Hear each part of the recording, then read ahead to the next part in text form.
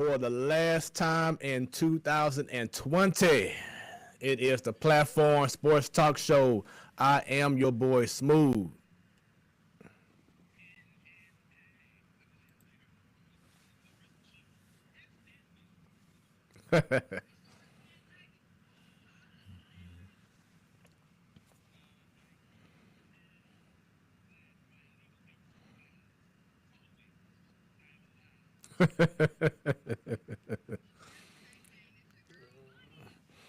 Because when it's about sports, I don't think you heard us.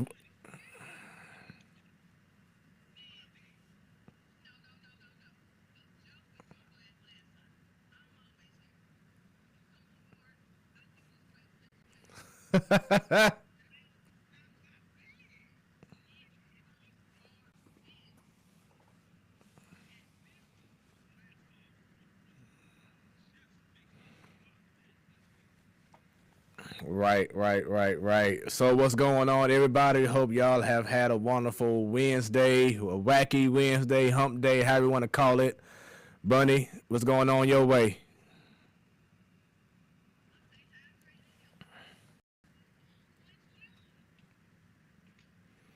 Let's see here. Let's say Joe. Let's see. Joe was saying that you are super quiet, that they can barely hear you. So let's find out why. Give me 1 second. Let's see what's going on. Joe, let me know if you can hear Stan real good. And now Bunny.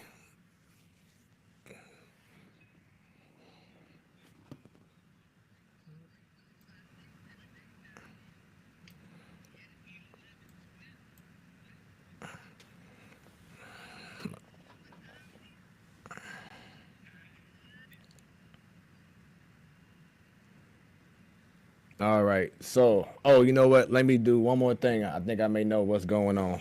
Give me 1 second. He just popped up on the screen now.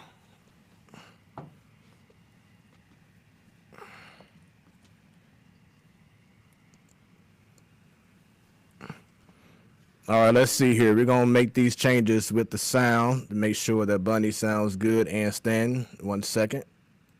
Do one thing. All right. So now, you know what? Hold on. I found out what it was. Hold on, guys. I found out what the problem was.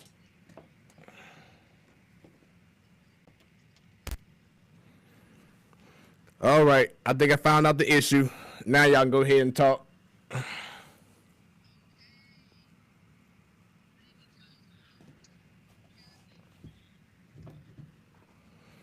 All right.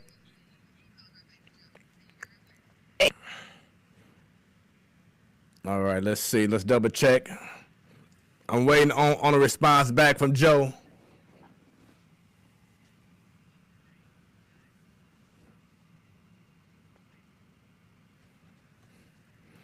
Yep, it is the mother of baby Bova.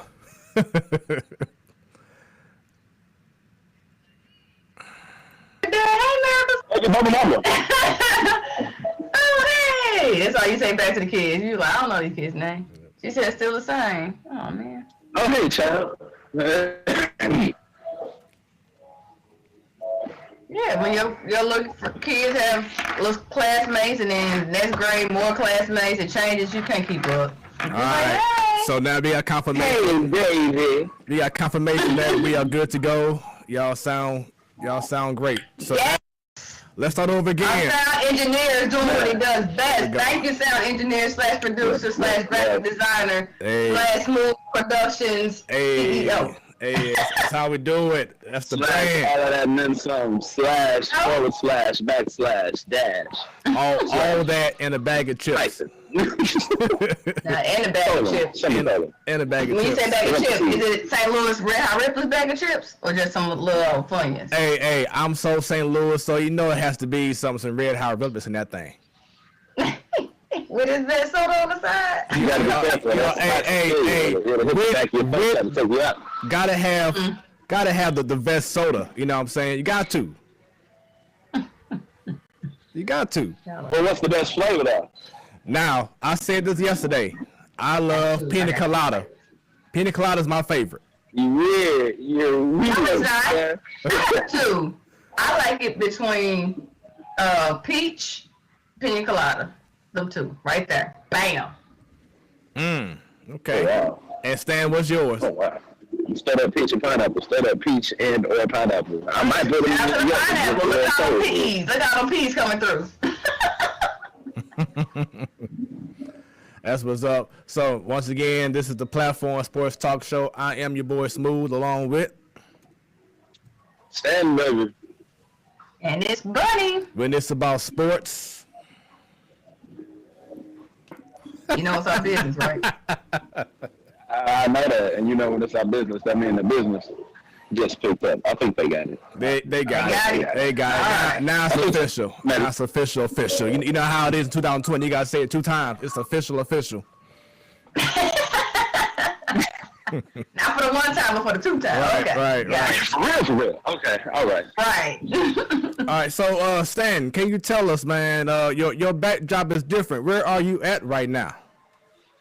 I'm currently definitely in a secret location that I cannot give away. Whoa, he got the bad cave access that everybody else can't get to. Yeah, we actually rehearsing in the basement. This is one of the floors. We're rehearsing for a show come New Year's. So we cannot release information just yet. No, I'm just saying. I'll have the flyer up tonight, I believe. I'll post the flyer.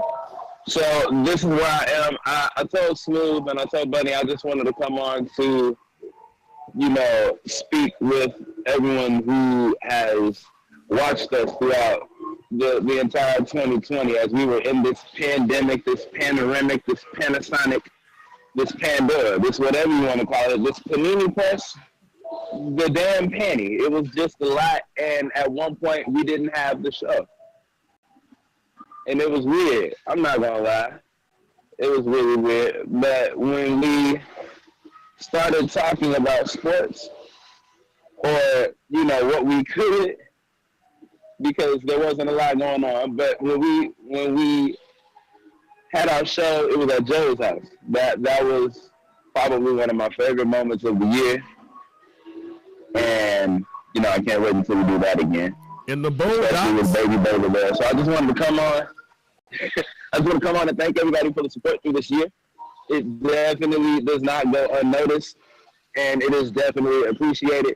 I think I could speak for Smooth and Bunny and B. Baker because he was here when we said we love y'all, and we appreciate you all, and we look forward to you all sticking with us on this ride as we do nothing but get bigger and better. Yeah, that's the truth right there. That's the truth right there. So, I love y'all. Smooth, love you. Bunny, love you. All right. Can't wait to do it some more in 2021 with you. Have fun, be safe out there. Stay masked up. We definitely appreciate it. Hey, real quick, Stan. Yes. Was there like a top moment for you, Stan, in regards to a guest that we had on the show this year? Top moment for a guest on the show this year, Smooth. I can't believe you asked me that. Of course, top moment is when we had my cousin on the show. Come on now. We had Matthew McCants from the St. Louis Battlehawks. That was top moment, of course. Yeah. That was family business being handled. So, y'all were just there. Now, let me quit. that was definitely my top moment. Hey, that's what's up, man. So, and then my second top moment, just because of how cool he was, my second top moment would definitely have to go to Tom Ackerman. I wish I had a baseball or something. Just he was super cool, and I also can't wait to have him back on the show either. So, okay, yeah, they're coming to get me. I gotta get down for this rehearsal. I will see you all next year. But I made the joke. First one on the show. It was me. It is. All right, man. Be safe. Have a good one. Happy New Year to you. All right, you all do the same. Yes, sir. Happy New Year to you all. All right. Oh, Okay. Miss Williams. I'm sorry I didn't get to acknowledge Miss Williams. Hey, Miss Williams. There it is. I was waiting on it, but now it's official. Shouts out to Ms. Williams. Thanks for once again for tuning in and enjoying the show, your Wednesday night sports delight. Hey, it's amazing. Stan said it earlier before we went on live. How it's just amazing that throughout everything that's been going on this year, we're able to say, you know, we're still here. First off, and we're about to get into a whole new year. Just kind of crazy, ain't it? Crazy is an understatement. Man. And I'm glad I can laugh because there were some moments where there were not laughing moments. Nah. Specifically with the pandemic and Robert, but one of my life mottos, laugh. Just I love to laugh. I do. And to get through this crazy year, I had to laugh. And of course had some other not so happy moments, and I'm glad family that's still around is here. You know, lost some, but glad to keep them crying is what I do. But yeah. Crazy understatement. But hey, we still here. And, you know, as, you know, the theme of the show today is highlighting, you know, favorite moments. We understand we're not, you know, being ignorant because we have addressed, you know, wherever situation has happened this year, whether it was the COVID or the election or Breonna Taylor, etc. George Floyd, you know, all that, you know. But right now, it's our last show of the year, and we definitely want to highlight the positives that has gone down for this year, whether it's been sports moments and whether it's been guests we've had on the show, moments that we've shared between us three, or when Sadar was on the show, or even B. Baker. You know, all the moments that we've had, we want to go ahead and highlight that and celebrate all the good for 2020. But before we get any further, for all those watching for the first time, thank you very much. Make sure y'all go ahead and share. Go ahead and like the stream if you're on Facebook, if you're on Twitter, if you're on YouTube. Hit that like, share. Go on YouTube. Like it some more. And as you see right next to me, right here, as you see here, it says subscribe. You know, go on YouTube on the platform Sports Talk Show. Subscribe, click on that bell. Because anytime we go live, you get notified. Remix. I love that background, man. I told y'all graphic designer is on it. Look at it, boy, I tell you. Hey, I try, man. I added some elements this past weekend. I'm like, you know what? It's about to be different, man. I'm about to have some fun with it. So, hey, Joe, bring it on. Got to. Joe says, in a very difficult year, we made it. A lot of amazing guests. Yes. A lot. Then Baby Bova, you know, she had Baby Bova. So it was like, the very next, 3 or 4 days later after our show, what happened? Where she out? She dropped it like it's hot. So yes, a new baby joined the family, and it was still good, you know. And you know, Joe, we commend you and mothers all around the world who's had babies through the pandemic. We know that this process, it already is difficult being pregnant. You know, we don't know, but we know.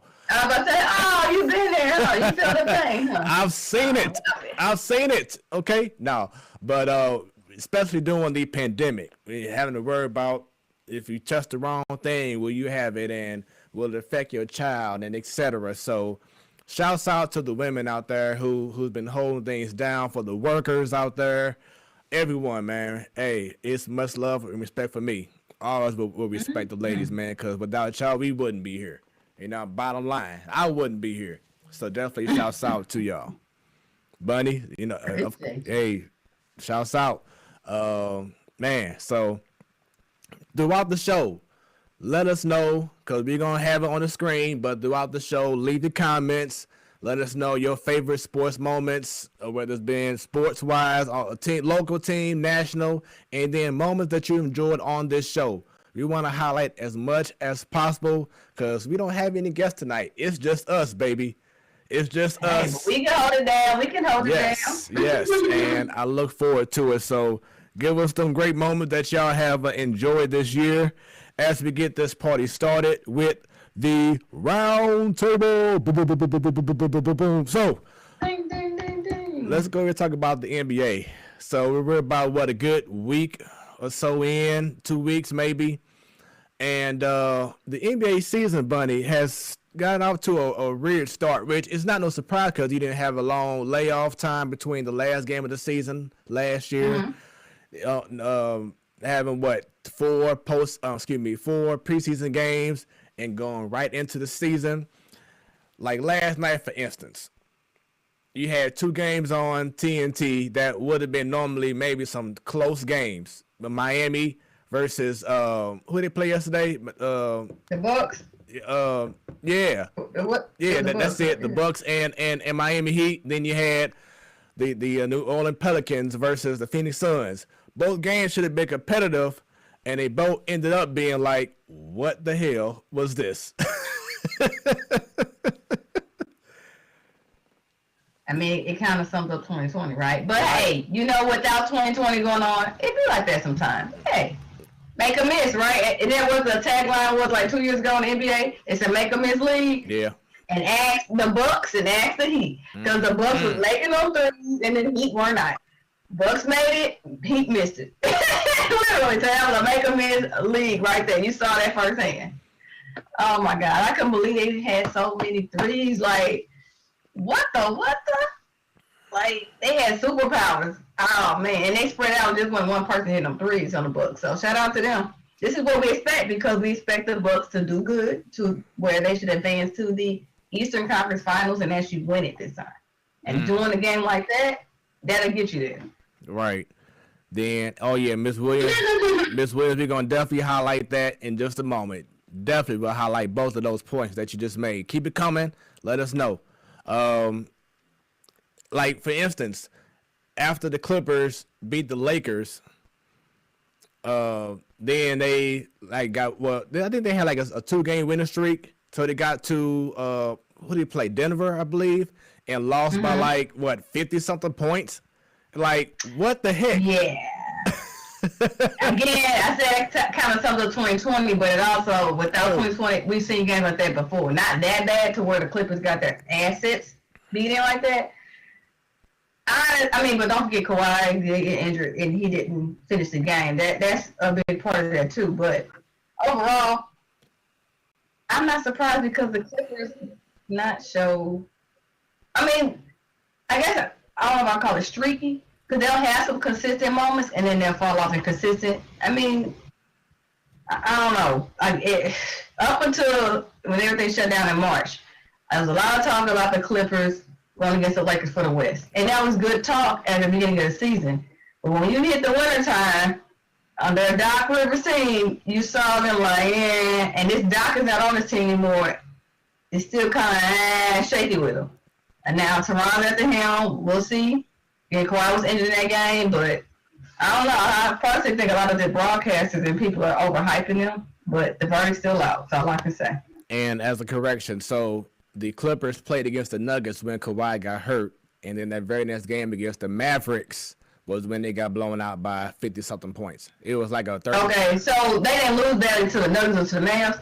But I know, so Kawhi, he didn't finish against the Nuggets, but they didn't get blown out. That's what it was. Okay. Right, but then they got blown out the very next game without Kawhi against the Mavericks. I mean, it was like at halftime. It was like that's still a big piece, though.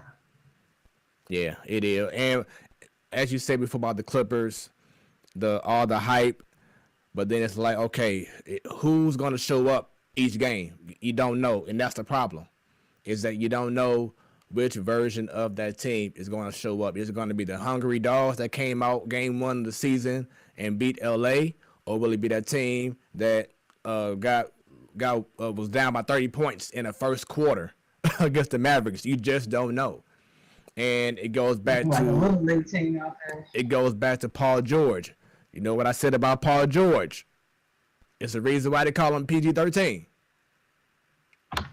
You know what I'm saying? To me, he's a great talent, but he has not done enough to be like that guy to lead the team. So ask Steve Ballmer here, because he gave that man all that money 3 weeks ago. And then Paul George, it was funny, but it's like, that is a shame.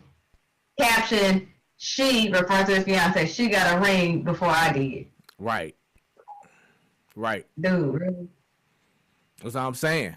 It's that. I'm not a Paul George hater, but I'm sure not a Paul George fan either because he doesn't back up. Like, once he left Indiana and he rebounded from the injury, it's been streaky. Straight up. Yeah. I mean, I commend his agent because you got Ballmer to open up his wallet and give you all that money, but are you that person worth it? No.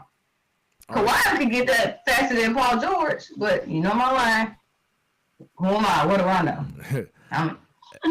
Like that song says, are you that somebody? Tell me, are you that somebody? And right now, he has proven he's not. But Ballmer, like, we need to eventually get a star attraction. Because I'm not sure if Kawhi will stay with the Clippers. Right, because he still has that opt-out after next season. That's what I was... Exactly. Yep. And that's why I think, again, Ballmer was like, let's get Paul George to get people in the seats, and a reason to build an organization around him, big question mark, but to get people in the seats. Anyway, again, Bird's still out there. But I'm not impressed. So, like I said, we talked about how the start of the season has been pretty weird. So, I'm going to just tell you right now how we're looking in the Eastern Conference. Right now, you have the Magic at 4-0. Second spot, the Hawks at 3-0. The Cavaliers without LeBron and Kyrie, at 3-1. The Pacers, okay, we expect that. They're 3-1. And then you got Philadelphia, 3-1. Then you got Brooklyn, the Knicks, Celtics, and the Bucks, all at 2-2. And then round things out, 10th spot, the Hornets, 11, the Heat, Bulls, 12, Raptors, 0-3 at 13, Pistons, 0-4, Wizards with Bradley Beal and Westbrook, 0-4. Now we know it's early, but still. That's your key right there. That's right there. You just said it. Yep. So it's early. Yeah. It's early. Come on now. First, for the teams that have new players, new like his teammates and personalities that have to figure each other out. The Nets, give them a few minutes to jail. The Wizards, give them a few minutes to jail. The I don't know. I guess everybody else. See, the Raptors have the same people for the most part. Boston, for the most part. The Heat, they got pretty much the same people. The Hornets, yeah. The biggest two I say get time, and they're gonna of course rise to the top. Besides the Bucks, will be the Nets will get there without injuries. The Wizards will get there. Now, of course, when you go playoffs, it's not gonna be as competitive, but at least you get to the top 8 spots. The Raptors, but it's not gonna be what you saw last playoffs. The bubble. You're not gonna have. You're gonna have most of those same teams in the East. Maybe a couple. The Bulls definitely not going anywhere. The Hawks, I'm not surprised. The Hawks, I do see getting better maturity because they're trying to build a franchise around Trae Young. I didn't think that he would be that guy, but I think he's proven wrong. Hey, Trae Young, he is doing the damn thing, and then he is, and I think they're going to build a franchise around him. Yeah. So we'll see. That definitely that's not a fluke. I do see them going to the playoffs. Now, which ball am I talking about?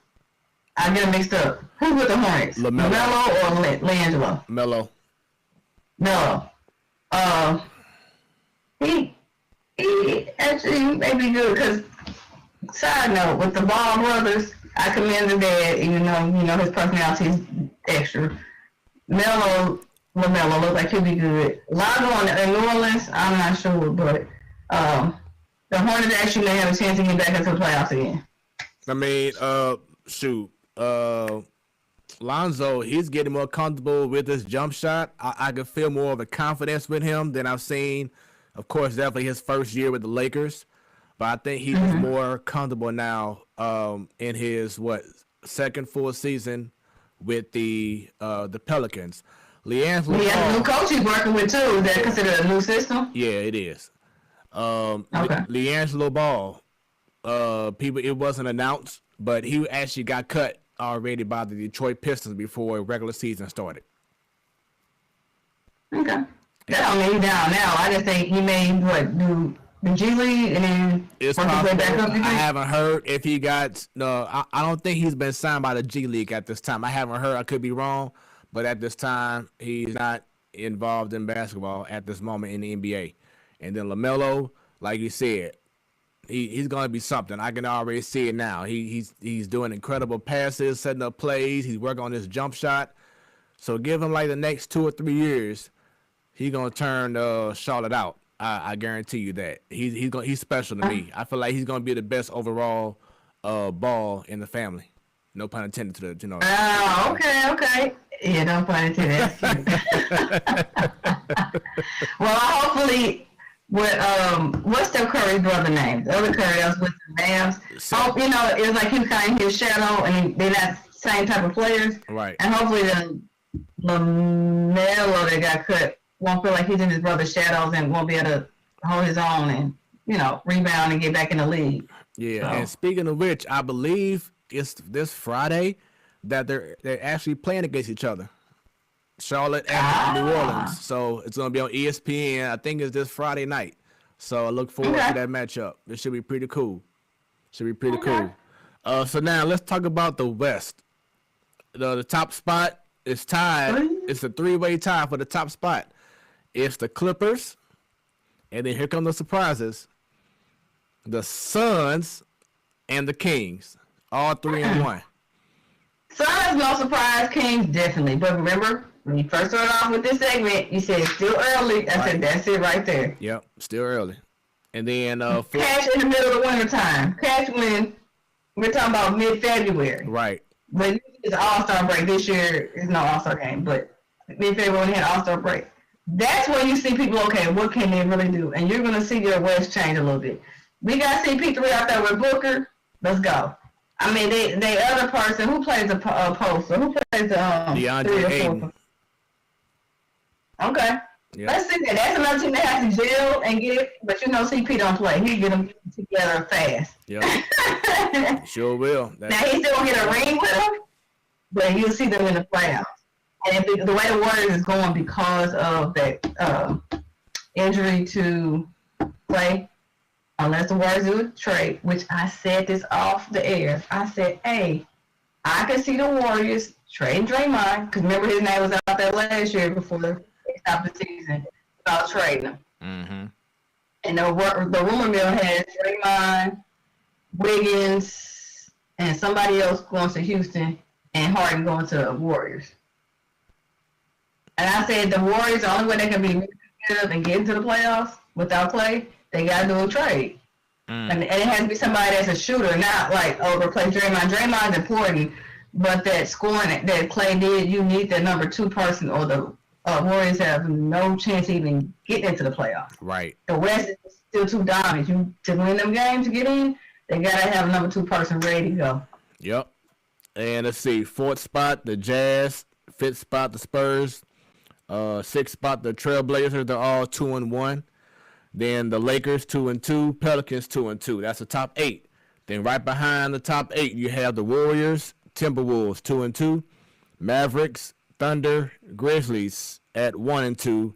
Nuggets at 1-3, and the Rockets at 0-2. And mind you, no John Wall yet, no Boogie Cousins at this time. Boogie's not he at this point in his career is not as impactful like he used to be. So if you even had him on there, his injuries is happening too much. He's not consistent. I believe right now it's just COVID related and the contract tracing. That's why him and John Wall hasn't played yet. I mean, Boogie got injured. He didn't get to show his stuff off with the Lakers, but he was on the roster, just like when he was with, the Warriors. It's just injuries now catching up with him, so you're not going to get a lot out of him on the season. That's why I said as far as impact. I mean, he'll be there, but if he's on the court, it's one thing, but he's not on there enough. Another team you threw out there, now I heard a broadcaster talking about Murray. You saw what Murray did in the bubble, like, dude, explosive, like, oh, goodness, you helped get your team back at 3 times. You were down 3-1 and did that, right? And now the Murray you see right now, he's streaky. It's still early.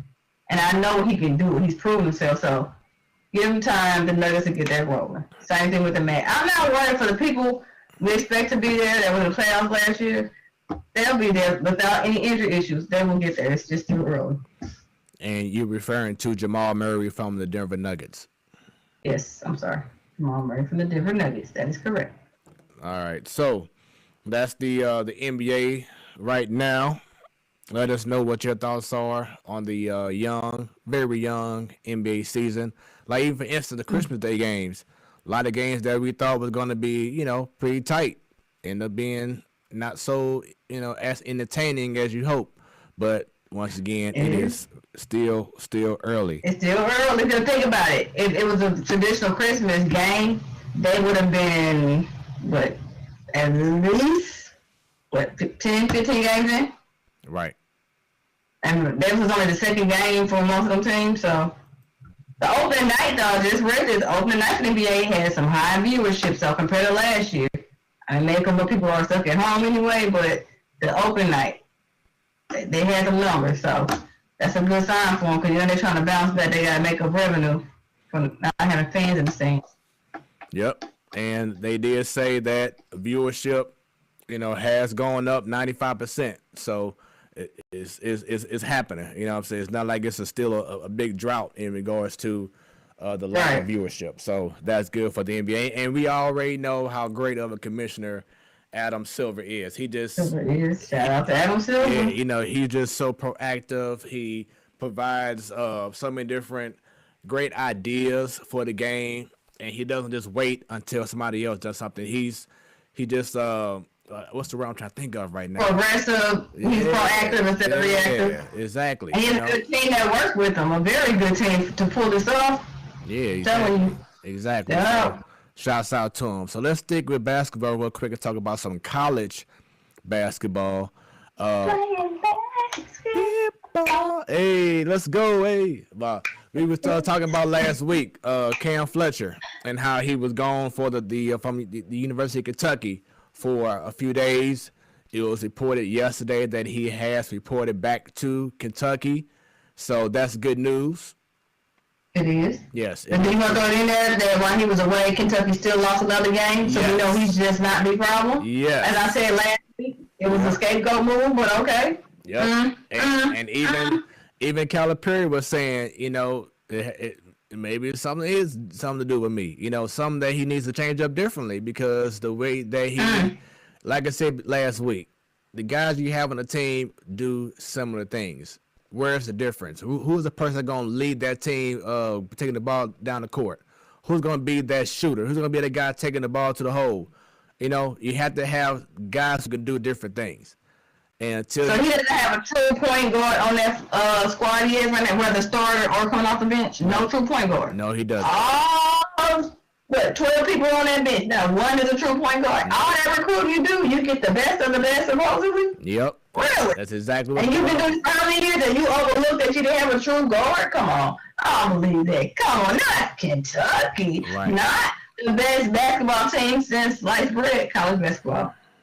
Really? No. That's like telling me UConn women's team have no one that's ever played basketball besides in college. Like, and it just doesn't make any sense. Like, no. It can't all these years be that great, and all of a sudden you got a squad and nobody play basketball to now.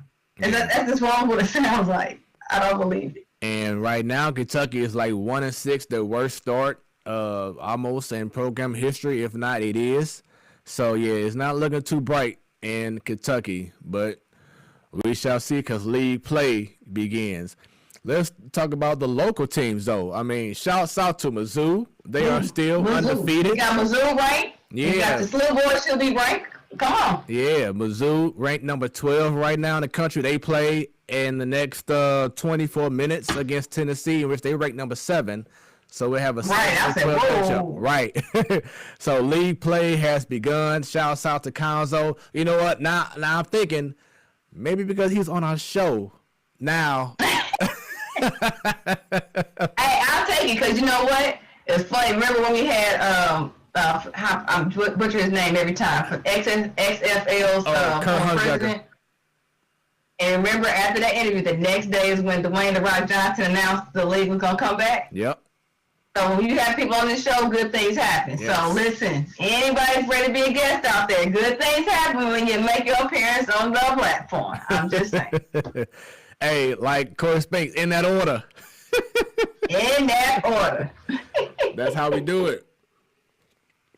So once again, congrats to Konzo and the staff of Mizzou. They're getting their respect, and that's why we had this conversation a while back. Probably Mr. Dahl was on the show, but that's why it's important to not say don't get those one and dones, but you see how important it is to have a team of guys who've been together for at least 2 years. You know what I'm saying?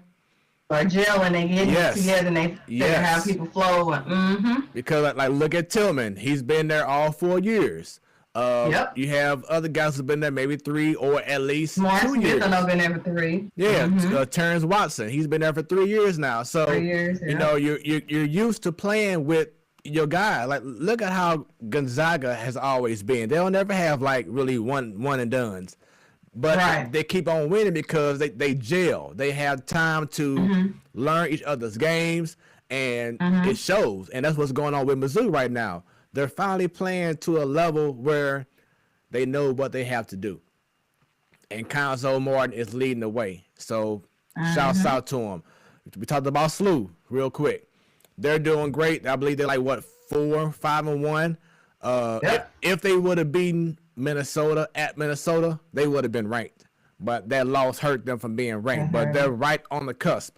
They can redeem themselves, but they are on the cusp because they play some good teams and beating them. So yes, they have. And another group that's been there together how many years? We know from Goodwin to what's his name? They've been in for at least 2 or 3 years, and they are boom. Goodwin. Golly, what's his name? I have his face, but I can't think of his name. The big man in the middle. It'll come back to me real quick. But you have him. You have a few guys. You have a couple of seniors. You have a few guys, like a couple of juniors on the team. You're seeing the matriculation from Yuri Collins and what he's brought to the team as a point guard. I mean, they're going to be set, you know what I'm saying, for a while at SLU. And Travis Ford, he continues to do his thing as well. Hassan French, that's his name. Thank you, French. Hassan French. That's him. You know, doing big things, and like I said, just being able to gel, come together. You get the confidence as a team, and that's what's showing. Illinois, they started off with all hype, and they really haven't been the same since they lost against Mizzou.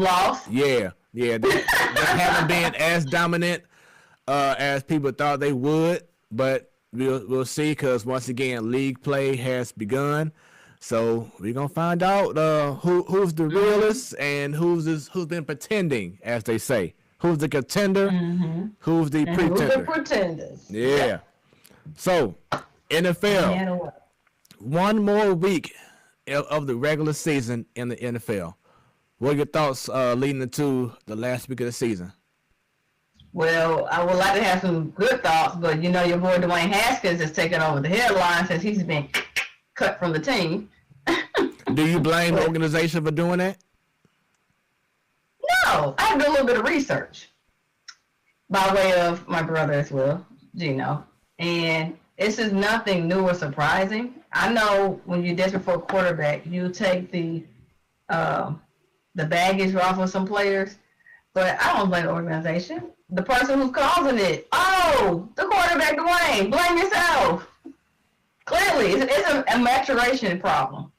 Everybody matures at different levels, but once people invest in dollars, you got to change your maturity level really fast. You are self-inflicting these issues.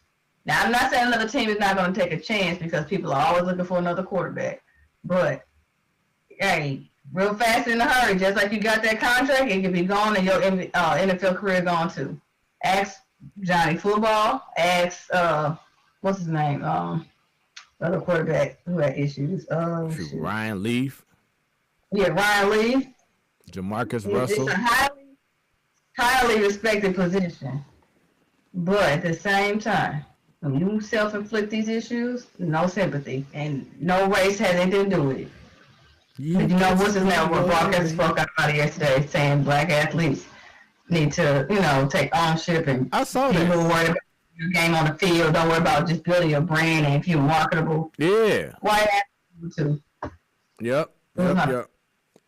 And I know that Booger McFarland, used to be the commentator last year for Monday Night Football. He was trying to make it into, all the black NFL players need to come together and do something about Dwayne Haskins. It's like, no, this has nothing to do with the black athlete. Yeah. You know what I'm saying? It's not. No, this is just in general.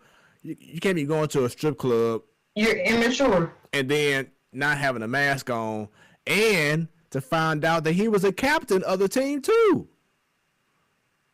Immature. This is this. That's why I said this is self-inflicted. I mean, you can look at other black quarterbacks, and you're not talking about this issue with them. It's more off the field problems that's affected on the field, and it's self-inflicted. And not just a strip club incident. Like I said, the investigation and the research I did, look at people complaining that he's not ready on game day. Look who have to only give half the plays to him because he didn't study a playbook. Things like that. I'm not just saying this year, but this is stuff that happened last year. Mm-hmm. So once you got past your rookie year, come on with it now. You've got a lot of expectations. We talked about earlier in the show weeks ago when Lamar Jackson, we said teams are starting to figure him out. We weren't talking about his off-the-field way. We're specifically talking about how he is on the field, what he probably needed to do in the offseason. You don't hear Baltimore talking about we should cut him because he's not getting us to where we think he needs to be, even though Baltimore did bounce back. So we're specifically talking about his play on the field. Mm-hmm. So Lamar's only like a year or two older than Dwight, so they're both young black quarterbacks leading teams. People got a lot of money invested in you. Yep, that's true. That's true. I mean, and how often has this been an issue, especially with, black quarterbacks or black players in general, is how they don't think when they're not on the field about their image or how they need to, portray themselves when they are away from the field. How many times we've heard these stories of, athletes, the abuse and stuff like that. It's just too much going on. You sign a contract, you're making all this money. Don't waste it. And that's what they're doing. They're wasting their talent, their opportunity from all the people who have been there through the struggles with that person, that individual, the coaches, the parents, the friends, the cousins, whoever it was, going to college, whoever was there to help you out to get you to that point. And then you make it to the big leagues, then you want to act a fool. Like, that's showing disrespect to those who has helped you to find your path, to make millions of dollars, and you want to waste it. That's the issue. Again, being immature. Yeah. Like I said, your off-the-field problem, it wasn't just a strip club visit. That should be everybody's list of some memorable moments. This is the third time between Lou Williams, James Harden, and now Haskins at a strip club. Mm-hmm. Right. We know athletes go there all the time, just like regular people go there all the time. But why is it lately with these athletes going here, with what the hell is going on in this world, that they still have to go there and be just reckless? Yeah. If I had another strip club incident or trip, like, my gosh, y'all, dang. Y'all can do this stuff. Oh, never mind. The strip club, the strippers, where they are. Anyway. Right. So, yeah, come on, y'all. Let's just be smarter with what y'all doing, man. Don't waste a great opportunity to be something special and not be categorized as someone who, once again, made a terrible mistake, with their career. It's time to stop that. He can still salvage it, but he gotta get the right advocates in his corner for another team to take a chance on. Yeah. But he has to prove himself, and he self-inflicted this on himself. Yeah. There's too many times that we're hurting ourselves, man. We got to change that cycle, you know what I'm saying? End that cycle and do something bigger and better. But when we talk about the other NFL teams for the playoffs, one more week until the playoffs start, shout out to, what I say, Seattle Seahawks. Right. Steelers. Now, the NFC East is the one that's like, this is horrible. A non-winning record person probably going to get in, but whatever. It's a joke. And the Jets are a joke, too. I mean, who would have thought that the Washington football team might win the freaking division if they win Sunday? It's a joke. It is what it is. I mean, I don't know what's more of a joke, them or the Jets. I mean, at least the Jets fine not winless, but still. And the Jets won 2 in a row against the Rams and the Browns, 2 teams who are trying to make it to the playoffs. Hey, I don't know what was going on. I mean, because we got scared with the Steelers. We were like, wait, Steelers, y'all were just cruising there. Yeah, I'm like, whoa, what are y'all doing? But they got back together and figured it out barely, but they did. So, I don't know. It ain't make a mislead for NFL. We can't use that because one wrong move and you out of here. It's only so many games. True. So, you mentioned the Seahawks and the NFC West. They won the division. The Rams in 7th place. NFC. Thank goodness the Rams ain't in first place. Nah. And let's see, NFC South. The Saints won. No, the Saints are only up. No, did they win the division? Let me double check. Who, the Saints? Let's see here. What did it say here? Okay, yeah. So the Saints did win the NFC South, so that is official. Let me just double check. Yeah, they did win. I expected it. They did a good job, though. Yeah, and then the Buccaneers, and especially without having Drew Brees for 3-4 weeks, and they still was able to. Especially for Drew Brees clean up his comment about not kneeling for the flag because he wouldn't have had that protection. Right. Clean that up real. I ain't forget. That was only back in August, so clean that up real fast. That's true. Buccaneers right behind the Saints. So even if the Saints lost next week and the Buccaneers won, and they both have the same record due to the matchups, the Saints are once again already had the division locked up, but the Buccaneers are right there. NFC East, once again, Washington football team and the Cowboys are tied at 6-9. So pretty much. Please get the Washington football team to W because if the Cowboys win, I don't want to go there with any this week on ladies' night. I do not want to talk about this with any on ladies' night with the Cowboys. Come on, watch the football team. I know you just lost your quarterback; he got cut, but please.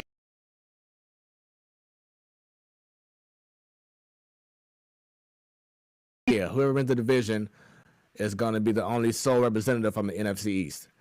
Then in the NFC North, the Green Bay Packers, they have clinched and they clinched the division at 12-3. The Bears, they have a chance to sneak into the playoffs, but you have to have a whole lot of scenarios to happen for them to make it, but they still have a chance. Look, they this close, huh? Right. Let's see here. Let me look at my next screen. So, on the AFC side, sorry about that, y'all. All right, so in the South, man, as you brought up earlier about the Steelers, the Indianapolis Colts had an opportunity to win the division against the Steelers. They had a lead. They had a good showing, and they lost it against the Steelers. So now they are tied with the Tennessee Titans at 10-5. So the winner next week will win the division. Then AFC East, for the first time in like 20,000 years, the Buffalo Bills won the NFC East. And who predicted that? No Patriot. That's more important. No Patriot. Right, but who predicted the Bills winning the AFC East? Who said it? Even if you said it, I mean, I know we can record it. Even if you said it, remember I said the Seahawks was going to win theirs too. Yep. Now, I didn't do all that bullshit like you just did, but I said the Seahawks, and look what happened. Because no one expected the Bills to win the division. I did. The Seahawks, it's like, okay, we're used to seeing that. But the Bills? No, we're not. Not all the time. Come on now. Yes, you are. The Seahawks always are either top 2 in the NFC. Because people were thinking they were down and out. They were dogging worse. I mean, but like even last year, no. The who won the West last year? The 49ers? No, it was the Rams. No, last year the Rams didn't make the playoffs. What year is this? 2020? So you talking about 2019? Yeah. I want to say the Rams won in 2018? They did. Yeah. I want to say the 49ers won the NFC West last year. Okay. But the Seahawks were still in the playoffs. They were right there. That's what I mean. Like, they always are there. So it wasn't like a big, oh my God, the Seahawks won the West. No, you know. But if y'all want Dog and Russ, I would be like, hey, yeah, they got me a shoe and let them talk about. Anyway. Yeah, Go with your Buffalo Bills. Go toot your little horn. There you go. Toot toot. So and the Dolphins are still in it too. So they have to win out. And with Tua and that quarterback. Give me your thoughts on that. Why are we so inconsistent? He's good, he's not good enough, he's good. What are we doing here? Musical chairs. They having trust issues. Okay, but don't you eventually have to figure this out in this season? Because if they get to the playoffs, you can't be doing that musical chair. I mean, every down counts once you're in a playoff game. You know how crucial it is. So. Yeah, I figured they're kind of going off of like game management. Who's doing the best during this certain time? If Tua looks off, he's throwing 3 interceptions. Okay, Fitzpatrick, you in. If Fitzpatrick is tripping and he don't look in sync, Tua, you in. But Tua's supposed to be the franchise quarterback. We know Tua's a rookie. We know he's gonna make his mistakes, and they know this. Right. You go this Tua quarterback and forth. How long is this going to work? I mean, y'all need Tua to get his experience. So if he's not working, I guess they don't want to play through it like other quarterbacks get. I guess when a team suck. I mean, the Dolphins have sucked for a while, but now they actually have a chance. I just don't see why they just keep consistently doing it. Yeah, you have a great point. We just don't know exactly. Now, I know Tua was hurt a few games and had a little bit of lingering, injury, so that may have been another reason why Fitzpatrick was getting more shine. But, yeah, they need to show more of a commitment to Tua. Yeah. Most definitely. And in the AFC North, the Steelers clinched the North. The Baltimore Ravens and the Browns are tied at 10-5, so it's going to be a crazy game this Sunday when both teams are playing, and we're going to see what happens. And, you're talking about a huge disappointment. If the Browns don't make the playoffs, do you know how crazy Cleveland is going to be after all they have done to end up losing 3 in a row to end the season? Because they did a lot, and we haven't been talking about OBJ like we used to when he got there. He ain't playing. He hurt.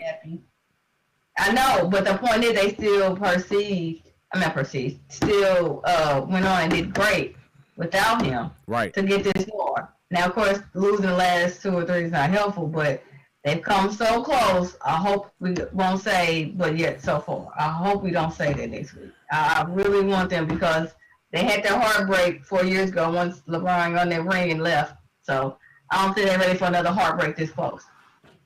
And the team that is clearly showing that they are the best team in the NFL, I'm gonna say AFL, and the NFL, the Kansas City Chiefs. What can you say about them? Like, do they really have a weakness at all? They gonna take the Saints theme song. Oh, when the Chiefs come marching in. Okay. Oh, when the Chiefs come marching in. Hey, somebody signed up Bunny, man. She on the road tonight, y'all, with the song. Show the love at the club. Is how we go in 2020, I'm just saying. That's how we're doing it. Hey, both of us wearing our hoodies with the hoodies on, should I say? Yeah, I took a page out of your book. I'm gonna join the host with the most. There you go. I'm gonna put my hood up. Gotta enjoy it, man. We made it this far. Keep it going, right? Mm-hmm.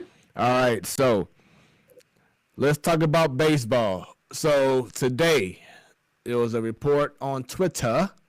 John Heyman in an NBA MLB Insider says that there is still a chance that Colton Wong may come back to the Cardinals, in which I was telling Joe this via Twitter, like, this is what, I felt the whole time, was that it wasn't like they didn't want Colton Wong. It's just that he's now worth $12 million a year. And so once he's got his feelers out, agent talking, nobody else invited either, then he's just like, all right, let me go get some check and no check at all. Yeah. Really, Joe? Look at you say. So, once again, Colton Wong, there's a chance. The door is open for a return to the Cardinals, in which I feel that is a more important move to make than getting Yachty. What are your thoughts on that? I mean, Cole Wong has some good years left in him, so yeah, I can see him over Yachty. Even though we know Yachty and the pictures, like, he's a the heartbeat of the pitching staff just because of his training, his good, knowing what to throw and to what batters he studied the game so long and is great at it. But Wong has the longevity we need right now. Exactly. If Yachty was to sign with us again, right? He just did 2 years. Let's just say 1 year. We're going to get half of a season out of him. He knows that, and the ownership knows it. And you want to pay for people's loyalty, but at the same time, you got to be realistic. Down the road, we need this money for somebody else. And you can't make the sentimental signing. You cannot do that. And honestly, I think they did it with him on this last contract from a 2-year standpoint. I thought that was sentimental, just like with Bueno. I said, well, I know after this, they're done.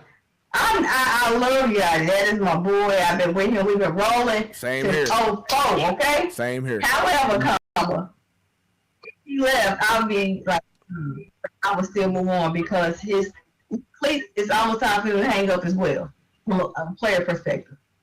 It is what it is. And, Wong shows more upside because he's younger and he's finally getting it as a player. Look at his offensive numbers. And that is our boy in the outfield. We need him. All right, let's go ahead and compare. As of right now, where they stand. Who has the better upside or who's better offensively? Wong. Defensively, who's better? Wong. He's a spark plug. He'll be at the top of your lineup. He doesn't have as much speed like Bader and O'Neal, but he has speed. And like I said, he's younger. He has that swag, that kind of energy that you want on your team. And he will solidify as himself he already has as the top second baseman in the league. Defensively, that's going to be my priority first. And then, okay, if we sign other guy, let's say we get a big signing like a Lindor, Arenado, whatever. If we do that, then I don't mind signing Yachty to maybe a 1-year deal. So if the fans come back, whatever. But Yachty shouldn't be the priority. And like you said, it's all love. We understand. But you think about these last 3-4 years. He spent time away from the team because of injuries. Now, we know he had COVID as well. But he's also has had nagging injuries that has held him back for like weeks on weeks on weeks as well. So the age factor, I just feel right now Wong is the better option to bring back to this team first before you think about Wayno or Yachty. You're right. I agree. Yep. The same. We'll see what they do, and if they don't get to re-sign Wong, who was their backup to replace him? Well, not backup, but Tommy Edman will slide over to second base. And they'll move Tommy? Oh. And then they'll leave third base for Matt Carpenter, which people do not want to see. He would like to still be leadoff hitter, and he wants to still be at first base. I don't see them letting Matt go to first until he's about to call a career as well, or he has an injury and help him with it, Well, so he ain't going to first base anyway. You got Paul Goldschmidt. I know, but that's the only way I see them moving him to first. Goldschmidt could get moved technically. I mean, you don't want to per se, but if they had to, because, it's again with that loyalty. Matt Carpenter has been on the squad longer than Goldschmidt. Now, who contracted more Goldschmidt? So, of course, they're going to want to see him out there and make him happy over Matt Carpenter. He costs more money, so. Yeah, but hey, no, you might, unless Goldschmidt is taking a day off or whatever, do not expect to see Carpenter at first base. I'm saying that now. So don't expect it for real. If they do it right, don't expect him to be out there every day. You can maybe if they have the DH, you can spot DH or whatever. But no, he's not. He is no longer an everyday player for the Cardinals. That ship has sunk, and that's just the bottom line. Wow. Yeah. So soon, huh? Oh no, it ain't so soon. Look at the last 3 years. He has not been himself. So, when's his contract up? And who fault was that? The front office. Something that Joe is always. I know. If you get you started, it's. It's the front Keep the office. blood pressure range. You don't get mad talking about the front office all over again. Hey, speaking of Because that's why I was like, why is he still around? We're not really gonna use him because like we need him because I'm sorry, he's not gonna produce like we need him. So it's like, why are you still around? And that, you know how they love to go to the farm system and bring people up. That's why I was thinking, well, exactly, because you're gonna have pretty soon Nolan Gorman coming up. They didn't play Edmundo Sosa last year when they should have. After he had COVID, he just was like lost in the sauce. yeah. But, and that's just because remember I told you he was young. He didn't have enough months to warm up. Usually, you know, the season starts in April. People really get going. Is that already seasoned? May, even June, but he didn't get that couple of months. In a couple of months, the season was over. So I give him a pass on that one. yeah. So that's that.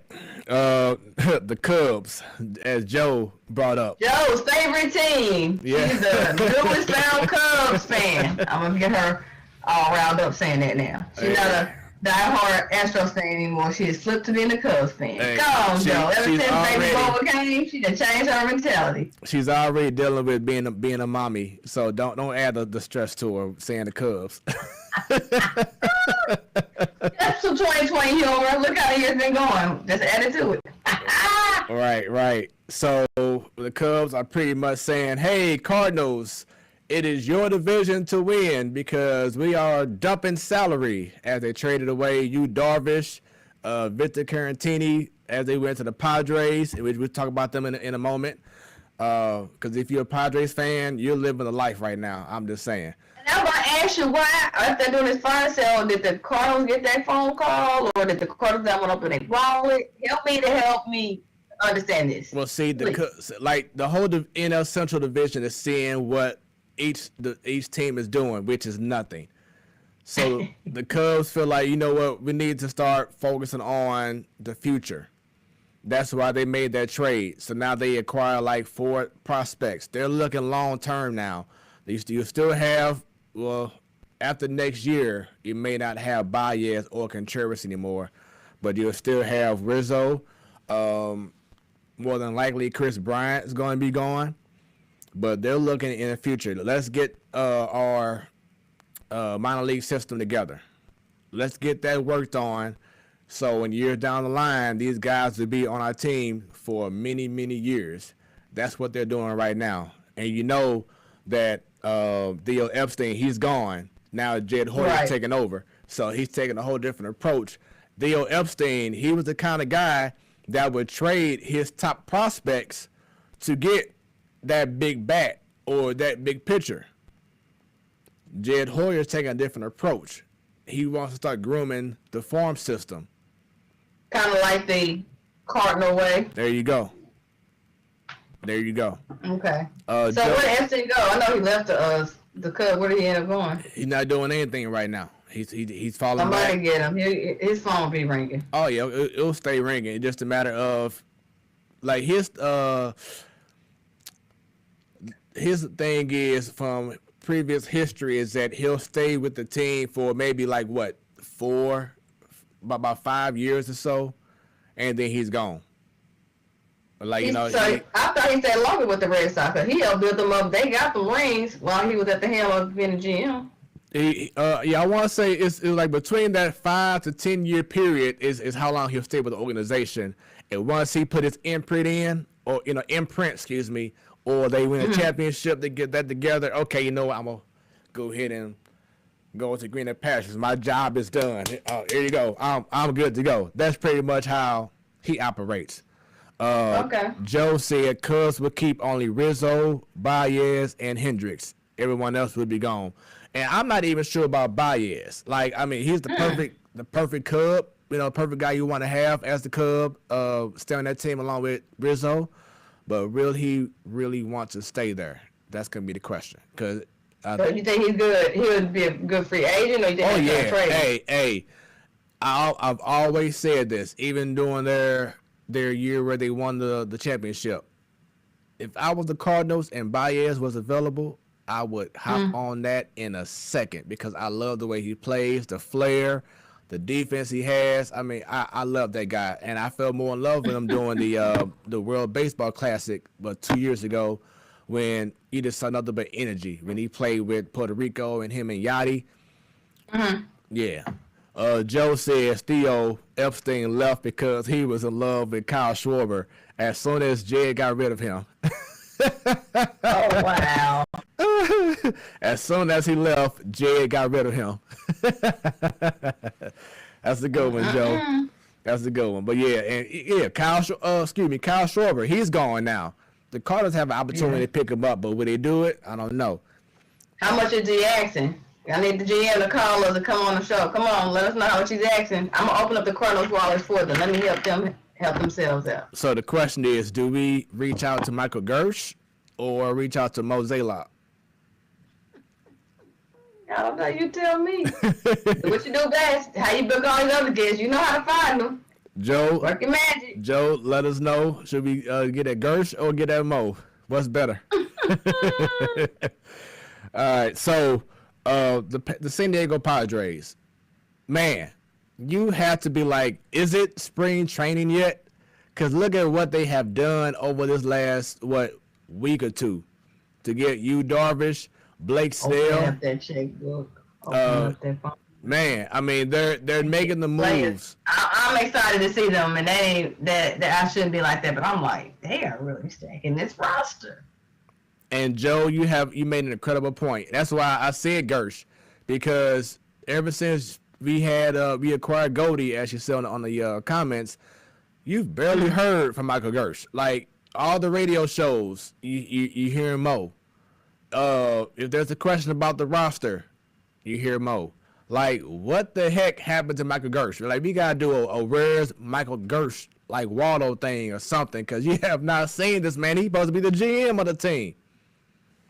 Mm-hmm. Well, see, Gersh reports to Mo, right? Yeah, Mo is the president of baseball operations. Right, because he took that promotion when the other team were trying to bait him to leave. They gave him the title more money. He stayed. So I think it could be one of them. It's a title on paper, but Mo is still GM, and he's getting more money. Joe says, and leave it to the Rays to trade a former Cy Young winner ace, Blake Snell, who dominated the Dodgers in the World Series. He dominated them so bad that the manager took him out the game after the 6th inning. Oh, wow. Kevin Cash, he took him out the game like after 6 innings. Like, I know, and then they lost. And it's like, when you kept him in, they probably would have won. That same inning they gave up. Like, So think he beat himself up for that? Yeah, of course, because the Dodgers didn't have barely any hits. They didn't have no runs. So and then the same exact inning after he took him out of the game, all of a sudden. That's when they bats opened up and they won the game, and of course, now the World Series champion. So let me ask you this. Was that all his fault or was somebody else in his ear? Because, we think managers get to make every move, but sometimes they get little talks to them before the games happen, or, that phone call come through in the bullpen or in the dugout. It ain't always for a bullpen. I guarantee y'all that. It is the organization's fault because they embedded in Kevin Cash analytics, sabermetrics. And that's the only reason why he took him out the game. It wasn't the eye test. It was sabermetrics. Oh, well, if this guy faces the right-hander 3 times, stats show that he'll more likely give up a base hit, whatever. That's what happened. And that's the one thing that, even though I don't care for the guy, well, I don't have that against him or for him, but that's the one thing I don't see Tony La Russa falling into that trap since he's coming out of retirement. Nope. He's going to analytics that league. He'll do an eye test. Yes. Eye test, he'll get the feel of the game. And that's his style. That's what I feel like when Mark McGwire was the hitting coach. He had respect for watching tapes, but he was more about look at your approach when you get to the plate. You know what I'm saying? Stop looking at all these tapes and trying to and you in the film room for 16 out of 24 hours trying to find your perfect swing and how you're being pitched. No, the eyes. It's your eyes. Like when you're in college or in high school, you're not looking at 12 hours of tape to see about your opponent or your batting stance or whatever. But you get to the big leagues and you get to find out, oh, yeah, if I say give me a flash drive of all my bats of the season. It'll come, you get it in 5 minutes. They get so spoiled off of that. It's like, where's the grind? Where's the let me go to the plate and let me see for myself what I need to do. That's what's kind of hurting, I think, the Cardinals organization and others, is that they've been so spoiled with sabermetrics and watching so much video and wait a minute, you're doing too much. Too much. Example, you're doing too much. Right, you're doing too much. But going back to the Padres, I look forward to it, man. Seeing this team, I was so impressed. Of course, it came at the expense of our hometown Cardinals, but I was so impressed with how they had so much fun, the swag. You saw all the bat flips and how Fernando Tatis Jr., how he would break that baseball unwritten rule and, do this and do that. It's like, that's what the game is missing. That's what the game needs right now. But you know what? I want to tell y'all, when it comes to sports, entertain me. Right. I need you to entertain. I'm watching you to entertain me. Make it happen. And then something that I heard on the radio this morning, that I'm like, that's exactly how it was. Think about the great years when we had Pujols and Roland and Edmund. Mm-hmm. Edmund, Yachty, that team, they may not have been like the Padres throwing bats in the air, but I mean, you did see sometimes Pujols had that one game winning home run, and he had the bat. He just hold the bat up in the air like this. I did it. You know what I'm saying? Going down the first base line. Teams hated playing the Cardinals. They hated playing against the Pujolses, the Edmonds, the Rolands, the Molinas, because they knew that it was a certain level of, we're going to come into your town, or you're coming to our stadium, and we're going to beat your ass. Just point blank with it. I mean, serious. Like that was the mindset. That was the mentality.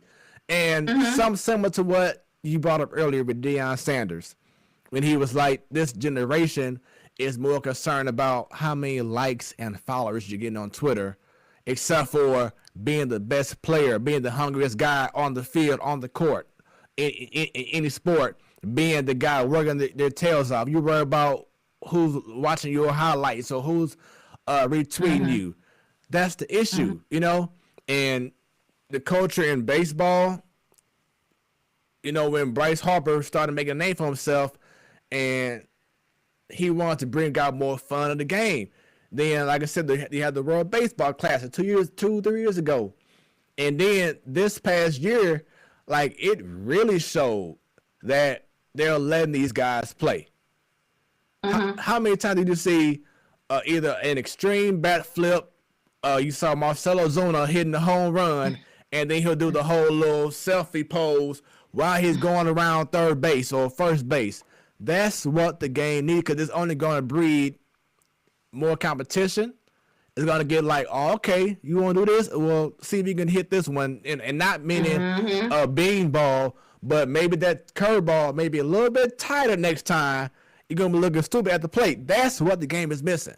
And I'm glad that Major League Baseball is finally letting these guys be themselves and not say, stop all that tossing or whatever. If you're an old school guy and you don't want all that extra stuff, I'm sorry, but you got to go ahead and change your ways, because that's what's going to make the game better. Let them stay in their way, and the game evolve, and it's just going to pass them by. Yeah. Because the unwritten rule, think about it, it's unwritten. So baseball actually wasn't even saying for them to do that. They didn't even fine them for the backflips and all that. People would get fined if a backflip happened, next person come around, and then, they hit them with a ball and that's it. But the actual actions, because it's unwritten, there was no repercussions. You just heard the broadcasting and people grumbling. And like you just said, it's old people that were complaining. They're not ready to see the game evolve. They want it just like it is. And, Joe and I, we had this conversation because I'm like, I get it, but also I'm a progressive. Basketball that we saw literally 20 years ago, the basketball we saw in the NBA when we were in high school, we seen the game change some from then. And we're not even considered quote-unquote old people because there are players out there in the league our age. But the point is, it has to evolve unless eventually what baseball's going through, decline in viewership, decline. You need to get new people, new ideas involved, let the game evolve. So exactly. Keep on Padres, and hopefully that carries on to other teams. Of course, when you win, it makes it easier to act a fool. And Joe says it's the Goose Gossage people that complain about kids playing now. Exactly. It's those guys that was managing back in 1965. When I mean, that's a prime example. Even Madden, Joe Madden, he seems a little more progressive, and maybe even Dusty Baker may come off that way. Because look at what the era when they were managing or players, how it was then and now. It's different, but it's a different generation of people you're managing. It's going to be their way. Yeah. As long as they're getting the results and they're receptive to learning and getting better, let them backflip away, stare down their home run, let them do a cartwheel when they catch a ball in the outfield, whatever. Entertain me and still win the game. That's all I'm asking. And like they always say, if you don't like it, stop them. Exactly. It's the easiest way to do it. That's why when all that crap was going on last season, I'm like, are y'all serious? Yeah. So once again, this is the Platform Sports Talk Show. No guests tonight, but we having, as you see, great conversations. It's your boy Smooth along with Buddy. Stan was on earlier showing his love, wanted to show his appreciation to all those who has tuned in for all 2020. Even before then, to all our supporters, thank you very much. We hope that you are enjoying this show. Thank you very much. That's all we have to say. Just thank you. It's been fun. I meant to say this earlier, but with the pandemic, we was like, oh man, what's gonna happen with our show? We don't have nothing to talk about. But that's actually when we got into peak form this year. The pandemic helped us out tremendously because we had so many great opportunities to have guests, and just rolled in. And it was perfect because we was able just to focus on that whole entire show of getting to know our guests. And it kind of pretty much, to me, it changed my mindset in regards to how I wanted the show to go, Okay. And it just made everything better. So it's all about adapting to what's going on. Yes. So, and evolving. So this show has definitely done that. Going back. I'm glad I was able to hop on in when the game evolved. See, this is one of those, something sad that happened in 2020, but a positive came out of it. See, remember I got laid off in July. I had room time. Hey, let me see if I can add my 2 cents on this wonderful Platform Sports Talk Show. Yeah. And look, I'm on here, and I got another job, and I still have time for the platform. You know what I'm saying? But Bunny coming in with those, $30,000 checks every week now, so she good to go. Take that to existence for me, then, please, because I ain't never seen it. Hey. Look, and no stimulus money ever gonna be like that, okay, for me. But if you see it, let me know. Put it in my account, but right now I don't have it. Bunny out there making that Jobo money. that Miss Williams money. I see y'all, ladies. I hold it down. Speak into existence for me, $30,000. Come on with it, cause I don't have that, but speak it in. Let's go. 30,000 a week, baby. Come on with it. And we talking about legally too, y'all. Of course. Of course. All right, we making that money. We want that money making us. There we go. So once again, Padres for the next few years, Padres and Dodgers, it's going to be very entertaining, and I can't wait. And I love. And I hope the Dodgers actually start going down and the Padres go up. Yeah, and I just love seeing how aggressive they're doing by spending their wallets. You know what I'm saying? That's all we've been asking. Please tell the Cardinals to take the notes. I mean, they're not our division, but it doesn't mean anything.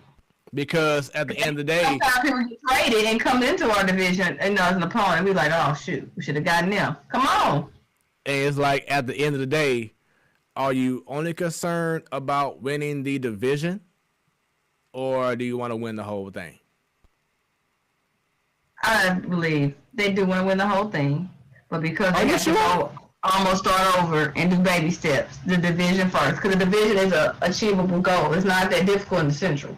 I shouldn't say not that difficult because I'm not out there pitching or hitting, but the competition in the Central Division is not like the West of the NL and the East, per se.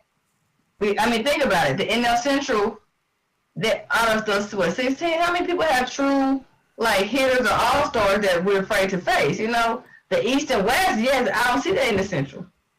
Maybe pitching, but not hitters that we're afraid, to pitch to. Mm-hmm. So. And as Joe been saying, seeing no team in the NL Central really do anything, that's only going to make the Cardinals not do anything either. Like, well, why should we go here and go out? The only time we would thought when the Cubs finally started, with their home farm system, when Brian was ready to go, and what's his name? It's like, oh shoot, we actually know they're going to actually be good. And the Cubs and the Cardinals, I was like, okay, we've been winning these divisions year after year with really no competition. Now I was like, okay, let's do something. And they really didn't, and the Cubs did. But now the Cubs having a fire sale, the Cardinals are still right now, from our perspective, still sitting back. Like, we're going to be conservatives again. Acting like there's nothing to achieve. We can try to get the division like we normally do. And come on now. It's like the Cardinals forgetting that you're in the show me state. Like, the people want to be shown something. Like, come on. When the stadium opens up to full capacity, will there be probably, the first game of the season or whatever, opening day is going to be every seat filled, But after that, are you going to give us a reason to keep coming back to these games? Because fans are getting tired of it. You saw that in the NLCS against the Nationals 2 years ago. In the freaking playoffs, where normally every seat is taken, it's the hottest ticket in town. But the fans did not feel that the Cardinals had a team work. They know that was going to take them further than where they got to. Well, so look, the Cardinals are going to get the warning signs because 2021 is probably going to start off with no fans. But let's say they have a few. It's not going to be pre-pandemic. It's not going to be what we saw prior to the pandemic. But the MLS season is set to start 2023. That season runs from what? March to August, give or take? No, October. October? Okay. Now, yes, they have less games, but still. That is going to be a hot ticket for them soccer tickets. So you're trying to tell me you're going to start losing your fan base to the newest place in town rather than share it with them? That's one thing I commend St. Louis Cardinals and St. Louis Blues. That they have two different ownerships, but they unofficial, the players work together, they support each other. And that's what you need in a town, old town like St. Louis with our sports. So with the new person in town, welcome them with open arms, but don't lose your fan base to them. Work together. So make a reason for people to come into seats. So figure it out. You got 2 years. Figure it out. And speaking of the Blues, the Cardinals organization front office needs to follow the Blues front office because they are making smart, bold, non-sentimental moves. We talked about how they didn't, say yes sir to Petro, and he moved on. But then what did they do right behind him? They got the guy from Boston, Torrey Krug. They got him, and now a couple of days ago they just signed to a what's it called, Joe? A PT, like a PTO signing. Getting Mike Hoffman. He played with the Florida Panthers. He's a goal scorer. Okay. He's averaged like 20-something goals the last couple of years. He's great in the power play. A lot of teams would love to get him and have him. But Doug Armstrong went behind the scenes because he has a good relationship with the agent of Mike Hoffman. That's it. Yep, it's called PTO. I was right. And and he was able to, like, you recall during the days of Walt Jocketty, like, he was good. Exactly. It's like we had no idea that there was interest in getting Mark McGwire, you know what I'm saying? Or getting Larry Walker, getting Scott Rowland, like all of those little, he a little shrewd little dude, making a move happen. It's like, damn, he's good, but that was shrewd how he made that happen. That's what we're missing with the Cardinals. It's like, where are those shrewd little, I can't stand that damn team because they able to make that happen. How do you do that? We can jump on that opportunity. It's like everybody else has started to find out how to make certain moves. Like when the Padres not signed, but they hired this young cat to be like the GM or president of baseball operations. I forgot his name. I apologize. But for those watching, let me know if you know. But they signed him, and he has an education in doing what he's doing. The analytics and knowing how to find this and what make things happen. And look what the Padres have done over the last 3 years now. It's like everybody else has caught up to how things have changed. And the Cardinals have gone from being that team who know how to get guys to come to St. Louis to now you have to really, you can't just say this is St. Louis anymore. This is we're home of we're 15 times, whatever.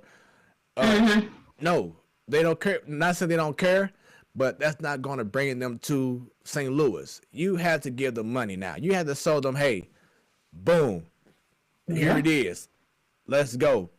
Give them a reason. You can't just say, because we we lead the National League in pennants and championships and yes, August Bush. But no. Let me tell you this: if the Cardinals want to take a page out of what the Lakers were doing, what you just said, living off the history and legacy, they lost some good prospects and free agents. The Lakers did because we had at that time 16 championship. All this is LA. Remember Eric Colton, LaMarcus Aldridge, or somebody else couldn't even seal a deal with them. Yeah. Now it's the Lakers organization, number 1, number 2 in the league, and value, fans, and all that. And if you can't get somebody to come to your thing, then you need to change something. And they did. And 3 years later, they have another championship. Right. So Cardinals, take notes.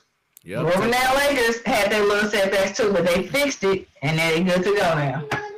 So as an update, we were talking about the Mizzou basketball game and how they're the 12th seed versus the 7th seed Tennessee. Right now, the score is Tennessee 23, Mizzou 6.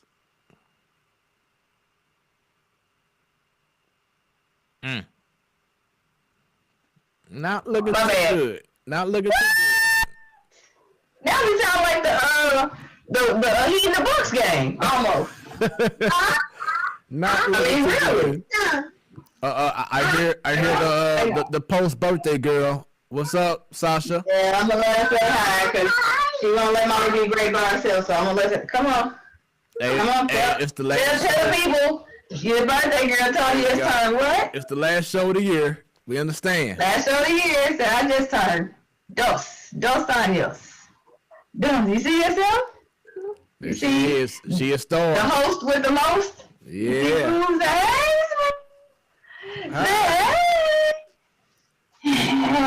Just smiling. But yeah, so this Mizzou game. What's up with the Tiger? Come on, y'all. What we doing? So Tennessee is known this year as a great defensive team, and they are proving that right now. Mizzou doesn't have any clue on how to score right now. But it's gotta get creative. Come on, guys. We gotta get the easy baskets or stop hitting 3. I don't know what they're doing with their field goal percentages, but we gotta fix them, guys. Mizzou is trying to make a small little run right now, so we'll see. We'll see what's happening. All right, so we talked about the Blues. Shout out to them making the nice shrewd moves to acquire, Mike Hoffman. Sad news before we get back to the great moments of 2020 coming up, but sad news. Former WWE wrestler, he was with AEW, John Huber. He went by Brody Lee in AEW, and for those in WWE, you know him as Luke Harper. He passed away. I heard about it. He passed away a few days ago. They said it was a non-COVID issue, but it was something in regards to his lungs. And he was only 41 years old. Only 41. And when I saw that, I was like, man, that's crazy, man. That's wow. Like he was just getting free from being leaving WWE, going to AEW, living the best life, and now his life, is cut short, due to health issues. So prayers up to the family, and just hope for the best, man. For his family. I know he had a son. I believe he was married, but just crazy. So much love to his family, and prayers go up in regards to that situation. So now, let's have some fun talking about greatest moments in sports.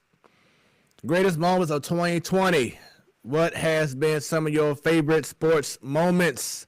Bunny, anything that come to the top of your head, or did you already write it down? And for those watching right now, bring them comments. What moment in sports 2020?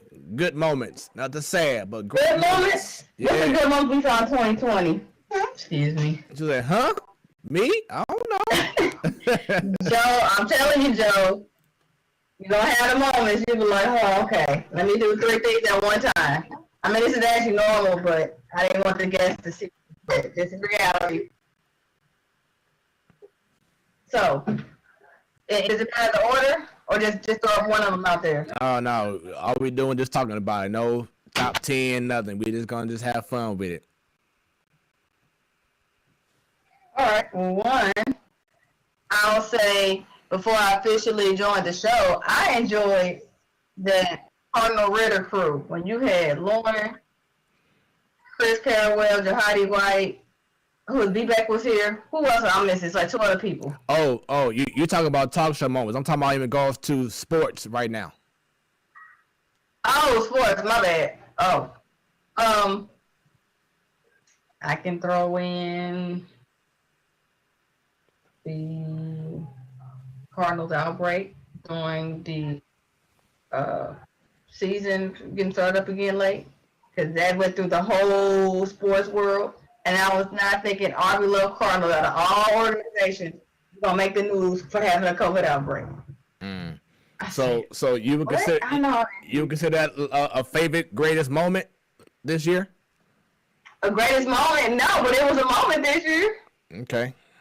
All right. So what I would say, what I'm like trying to bring out is more so like, for instance, the Kansas City Chiefs win the Super Bowl. You know what I'm saying? Like, that was like a highlight moment of 2020. Something that was great, that was positive, was the Chiefs just shocking. I want to say shock the world, but being able to avenge losing last year against the Patriots, like one play, pretty much changed them from probably winning maybe 2 years in a row. But the Chiefs beating the 49ers for the Super Bowl last year, I believe that was one of the greatest moments. Joe says the NHL All-Star Weekend in St. Louis. That was also a great moment. Had the whole world and the NHL, the world, they loved what went down in St. Louis with the NHL All-Star Game. That was pretty dope. And then she also says Molina getting his 2,000 hit while in St. Louis was definitely a good story. I forgot about that. Yeah, so that was definitely really cool. Another moment, to me, just let me know when you're ready to bring out some more. I'm just trying to get you a little, little heads up, little help. But the Lakers, I said a little help. As you brought up the Lakers earlier, they won a championship for the first time in many, many years. LeBron James came on his second year at that time, and it was one of the, and I know he says it, but one of the hardest championships ever. To go to the bubble, not see a family. Majority of the people didn't see their families for months. Can't travel nowhere. You play a game, then you pretty much either in your room, not mind you, they more than likely have, nice little penthouse room, suites, whatever, but still, it's not your house. You know what I'm saying? So for them to go through everything they went through and still defy the odds and win a championship, that definitely has to be a great moment in 2020. What about yourself? A great moment for the kicker, Sarah Fuller. Yes. She's the first woman to score point after in a football game, NCAA. Shout out to her. Shout out to all women who are out there defying odds. Yes. Other moments, because like I said, 2020, I forgot about some of those moments because some of this stuff seemed like it was so long ago. I'm like, oh, that was this year, especially when we had break in the sports. But anyway, What else in the NFL? The Chiefs was good, but everybody was expecting the Chiefs to do it. So congratulations to them. Oh, that was a good moment. I expect them to repeat. Right. Well, I mean, how about like shout out to St. Louis for getting a name for the soccer club. yes, that's a great moment. Especially big for, like you said, the little area. But as Joe brought up, what about them Battlehawks? What a story, right? Glad that they were in their inaugural season here and was booming. Yes. Fans win. Yes. Like, what another great moment. They came out the gate getting a lot of, they didn't get a lot of respect with the projections, but as they start playing and they start seeing how well that team was coached, how their style was, and then, of course, you had the home opener, and it was ballistic. You know what I'm saying? The stadium was rocking.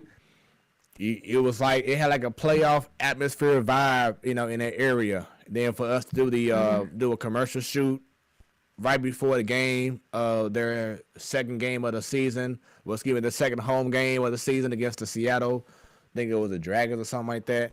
But just the atmosphere was just so great. So many people out there, all the hoopla, the tailgating. It was crazy, And then just how big it would have been if they would have played that next game against that LA team. That would have been, man, because we would have been the first organization in the XFL to have the top tier areas in the dome filled up as well. Mm-hmm. That just would have been off the chain. But yes, the Battlehawks was definitely a great sports moment in 2020. Yes, and I can't wait till when they come back in 2023. If you smell, oh my bad, I'm sorry. So look, wrong sport. was there any WWE moments this year that stick out? Oh man, that's a great question. I would say definitely the return of Roman Reigns. He came out of nowhere, and not just him coming back, but the kind of guy that he turned out to be. Like he's no longer right now like that happy-go-lucky guy. He's that serious, I'm the head of the table type vibe. It's the role that everyone has been craving for him to have, and he's done that. So I'm glad. Just last week, I'm not familiar if you know Big E. He was part of the New Day. He now has a title. He's the Intercontinental Champion, first time ever for him. So good things for him. And I'm trying to think any other top thing that really kind of like boom. I like Drew McIntyre. For those who watch wrestling, he's on top on Raw, while Roman Reigns is the top guy in SmackDown. I have seen an uptick with pushing guys that you felt maybe they've been holding back too long, and now they're giving them that push. So that's good to see. You're seeing a lot of more black wrestlers who's getting more shine, like the Hurt Business. You have Shelton Benjamin, Bobby Lashley, Cedric Alexander, MVP. He used to be back in the Attitude Era, early 2000s. He's back making an impact. You're seeing an uptick in a lot of guys who you've been trying to see. You know what? They should get their shine. They're getting that now. So that's real cool. Joe says, Brendan said Tom Brady leaving the Patriots. That divorce between Brady and Belichick. It's over now.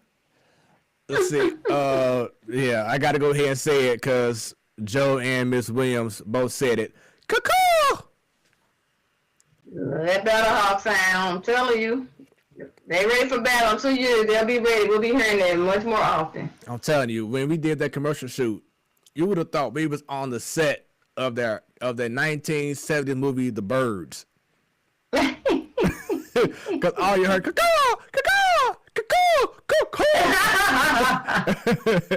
That's all you heard. But it was great. That's the vibe, man. You saw shirts. Mm-hmm. You saw shirts that said, "Call is the law."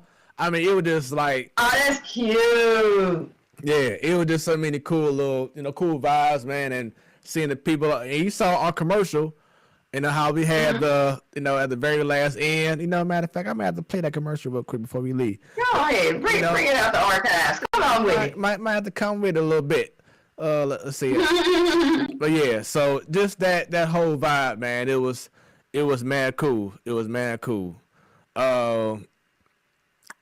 I guess we'll say, I know for Joe, she definitely won't say this, but the Dodgers winning the championship, About time. I give them that. About time. So They Herbert love the Astros. Yeah. Any other great moments that kind of stick out to you, sports wise? Let us know. What happened in boxing? Did we see we're gonna count the Mike Tyson and Roy Jones? My retirement exhibition. Yep, you can. Yep, you definitely can. And McGregor, he boxed early this year too. Wasn't that the fight where it was? But that was McGregor. They had a fight. He did have a fight. I believe he did win that fight earlier this year. Yep, he did. He won, and I believe he's scheduled to fight again like the next 2 months. Okay. Yep. So definitely stay tuned for that. Let's see here. Yeah, but keep on going. If you got any more sports stories, real quick, if you can think of anything. And I would say also the success from last year, but of course we didn't have the NCAA tournament, the big dance because of COVID. But like SLU last year, they were like hitting on all cylinders. Like they were getting their stride until COVID happened. I'm not saying they would have won the whole thing, but you saw them finally peaking. Like, oh, wait a minute, here we go, it's coming. Another good moment in the bubble in the NBA. You brought him up earlier. Was like the emergence of Jamal Murray. How great the Phoenix Suns showed up and showed out there. Devin Booker. You saw how great Damian Lillard came up and just showed out in the bubble. Jimmy Butler was getting that respect, that shine that he deserved with Miami.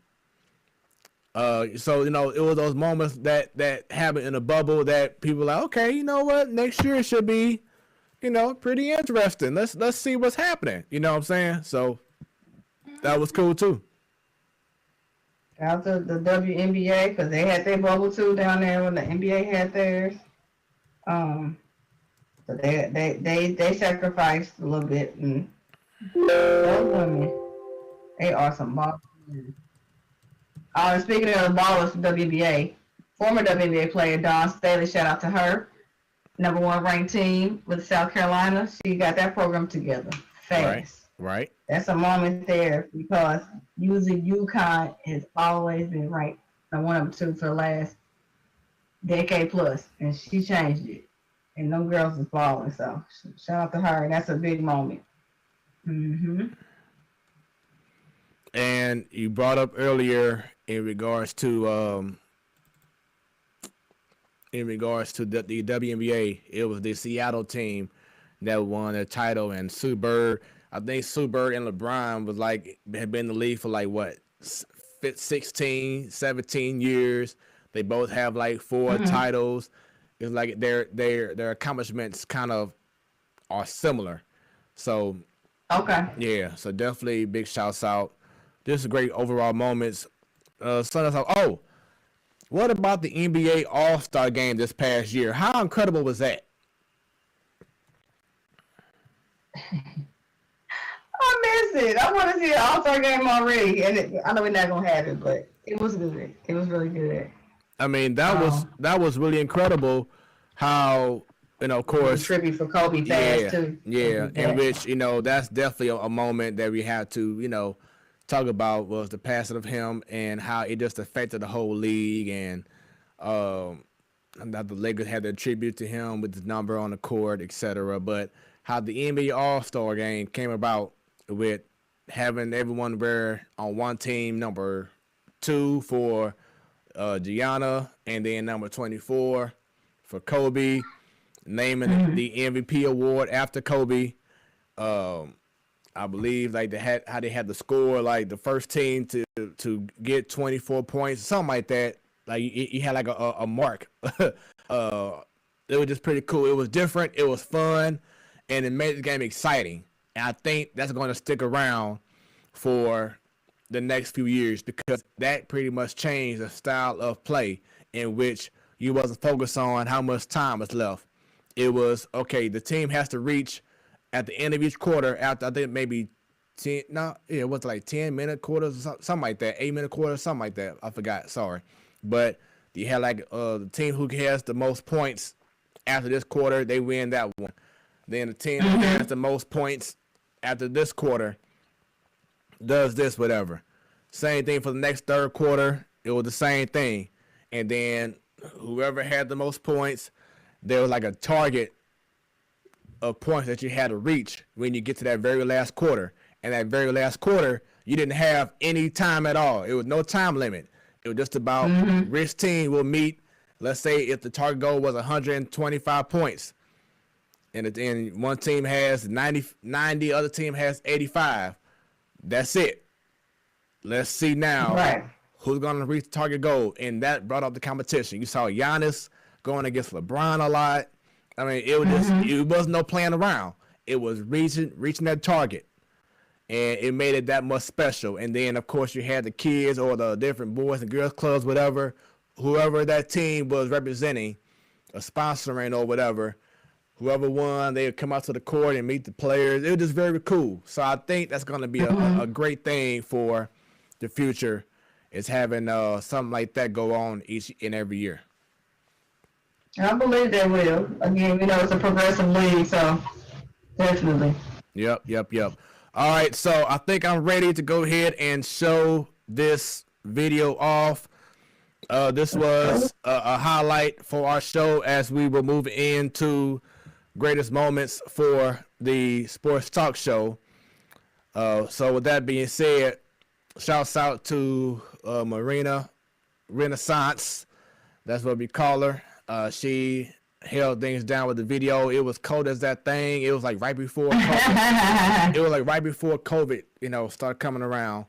But yeah, she did her thing. It was cold as that thing, but we made it happen. This is our commercial. Wednesday night sports. Oh, actually, let me do one thing. Sports Talk show. When it's about sports, it becomes our business. Sorry about that. Gotta do one more thing. Hold on. Let's see here. Press the button. Yeah. Okay, now I got it. And let me make sure that the audio is on and popping. Give me 1 second. Sorry, everybody. It's okay. We gotta make sure that it's right. Hey. Got a little dance with it? Okay. Make sure that it's right. Gotta. All right, let's see here. Okay. Let's try this again and see what happens when I do this. Wednesday night Sports Delight, the platform sports talk show.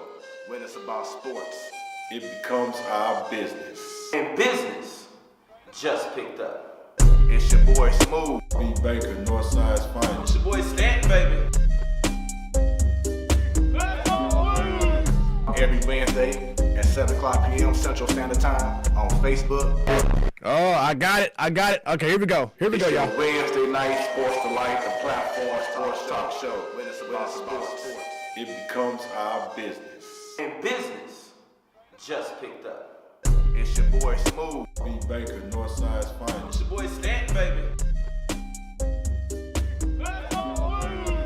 Every Wednesday at 7 o'clock p.m. Central Standard Time on Facebook, Twitter, and on YouTube. Make sure y'all subscribe, click on that bell, because once we go live, you will be notified.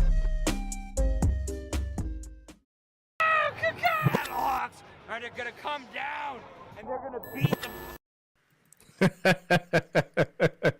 That's the part right there I was talking about with the Battle Hawk guy. Yeah, came right in.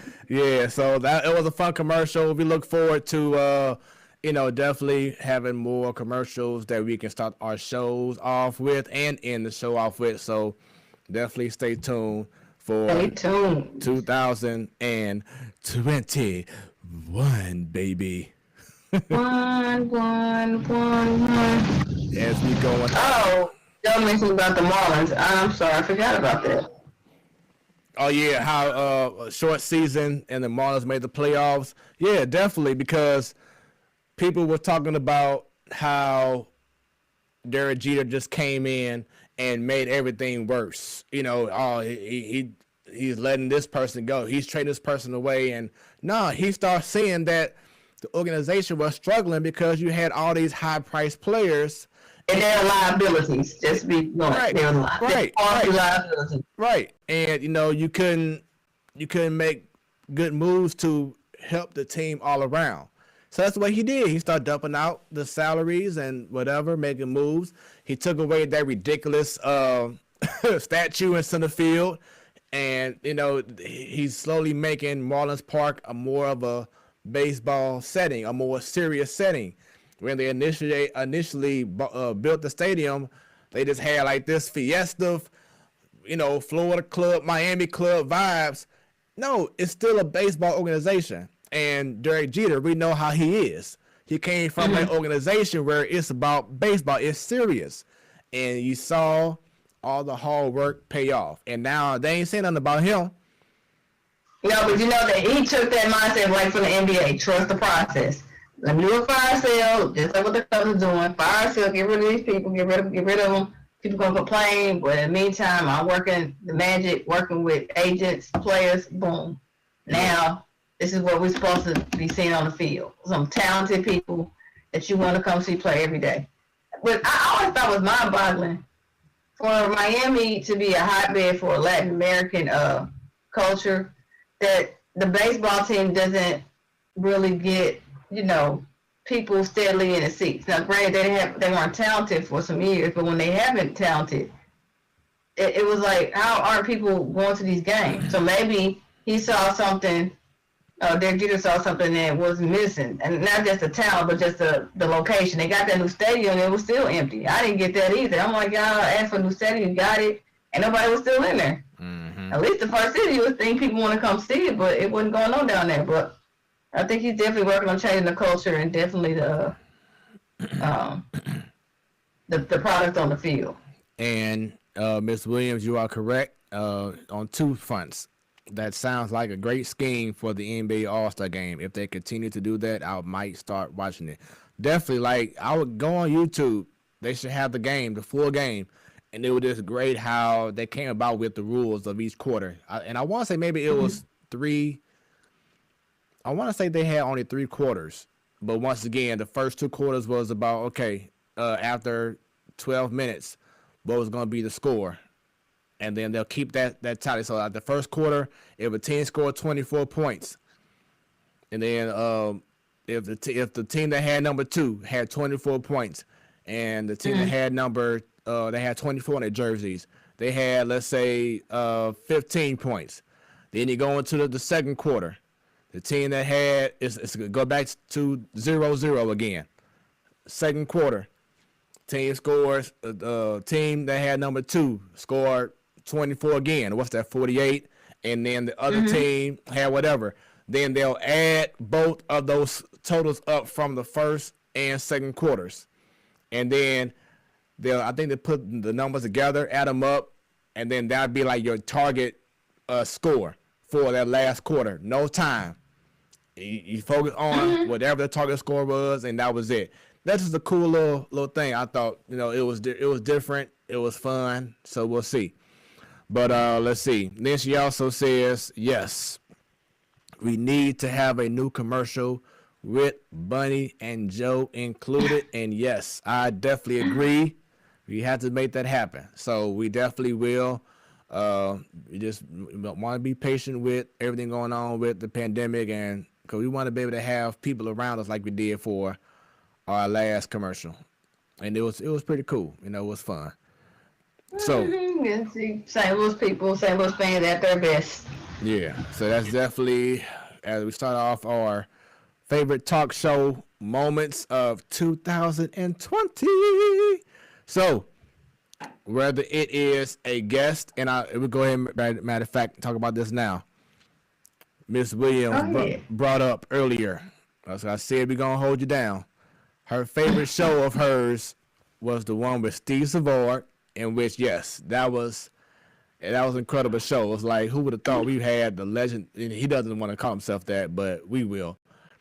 Well, we know what he is. Right. We had the legendary Steve Savard on the show, and just seeing his facial expressions when I was asking about certain times of his life, whether it was as a youngster and talking about his father, etc., or him playing, to him covering the greatest show on turf, and how he just had those stories, the memories. You could tell that it just made him feel really good. You know what I'm saying? And it was just a really good. It was a really good show, and that followed up. I think Kurt Hunziker was on like the day after or a week after, like those two shows right there. I know Miss Williams really enjoyed Kurt Hunziker too. It was just a very, very good show, very informative, and just be able to reminisce over the great times that we did share from Steve Savard's standpoint, and of course with Kurt Hunziker. So, Steve Savard, Kurt Hunziker, one of your top interviews for 2020.